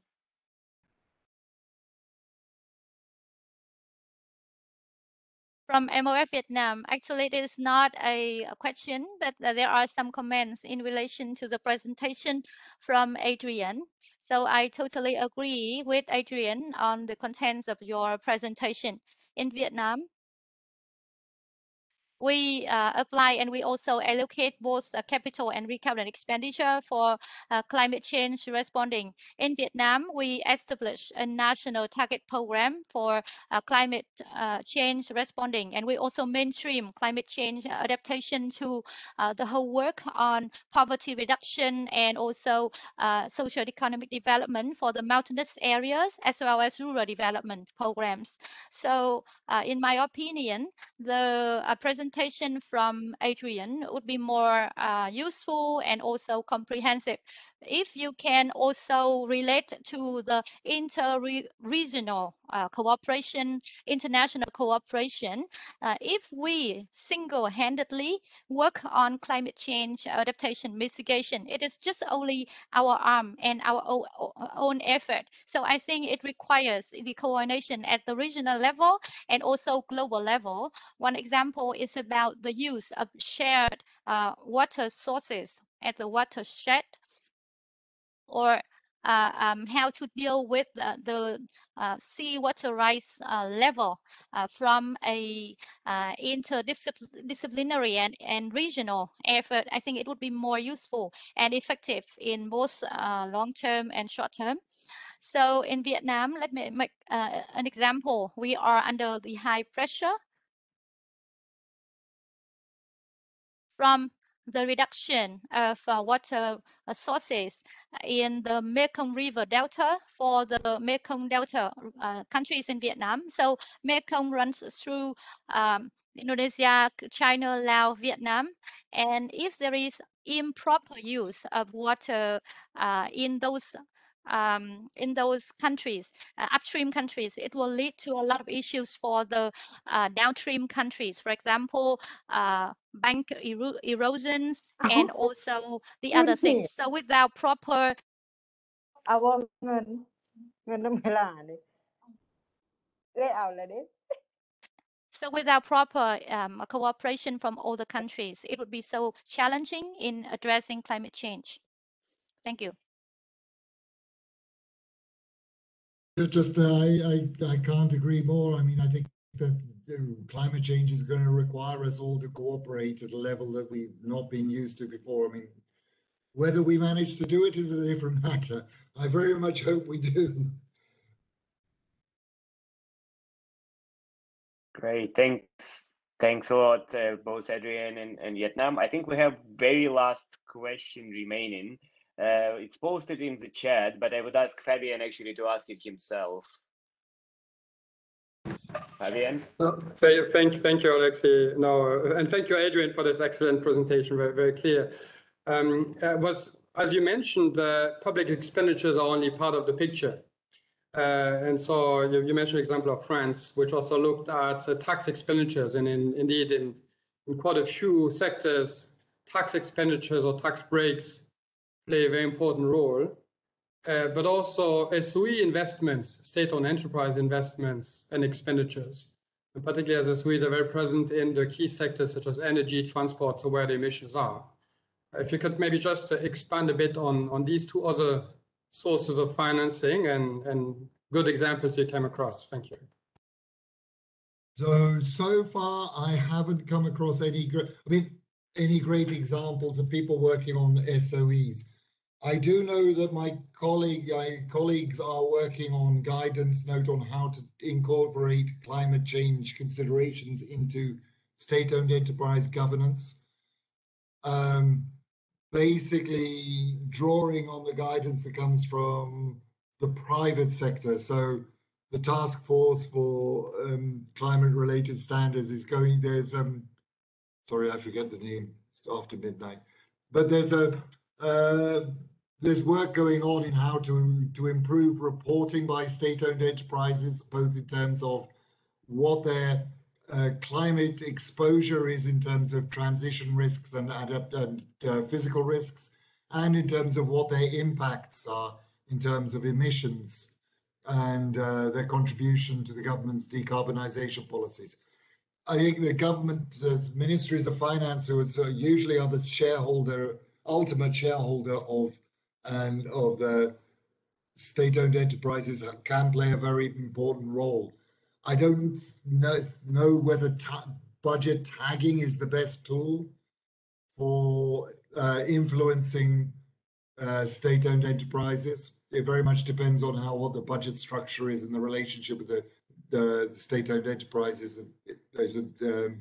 But I do think that the governance structure and the guidance that ministries of finance provide and the reporting requirements they set for state-owned enterprises can be quite a powerful tool for pushing state-owned enterprises to align with government policy on this area. And on the tax expenditures, I do think it is absolutely critical to cover it, but the reality is that many countries aren't reporting on tax expenditures systematically. And you really need to have a methodology in place to enable you to identify tax expenditures, report and quantify those expenditures to integrate them in this kind of process. So that's some work that needs to be done in parallel.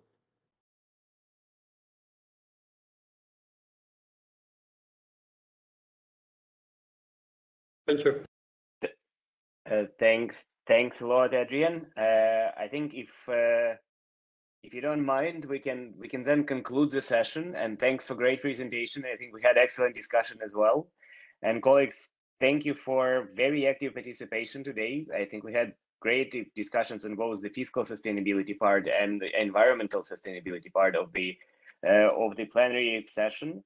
And I look forward to seeing most of you essentially tomorrow during the budget community of practice and treasury community of practice sessions that we'll have around the same time. And before Before we say goodbye, let me just yield back quickly to Secretary, just in case there are any organizational issues they'd like to touch upon. But with that, thanks a lot. Thanks, Alexei. There aren't any new announcements, just that there are 2 different links shared with the members. So the Secretary sent the participant 2 different connection links for tomorrow, one for BCOP and the other for TCOP. Please note that the joint wrap-up session will be held through the BCOP link. So the TCOP participants should connect to the BCOP connection link after the TCOP session is over. All the materials for tomorrow have been circulated already. So please check your emails. In case you haven't received them, please contact the Secretariat. Thank you and see you all tomorrow. Bye.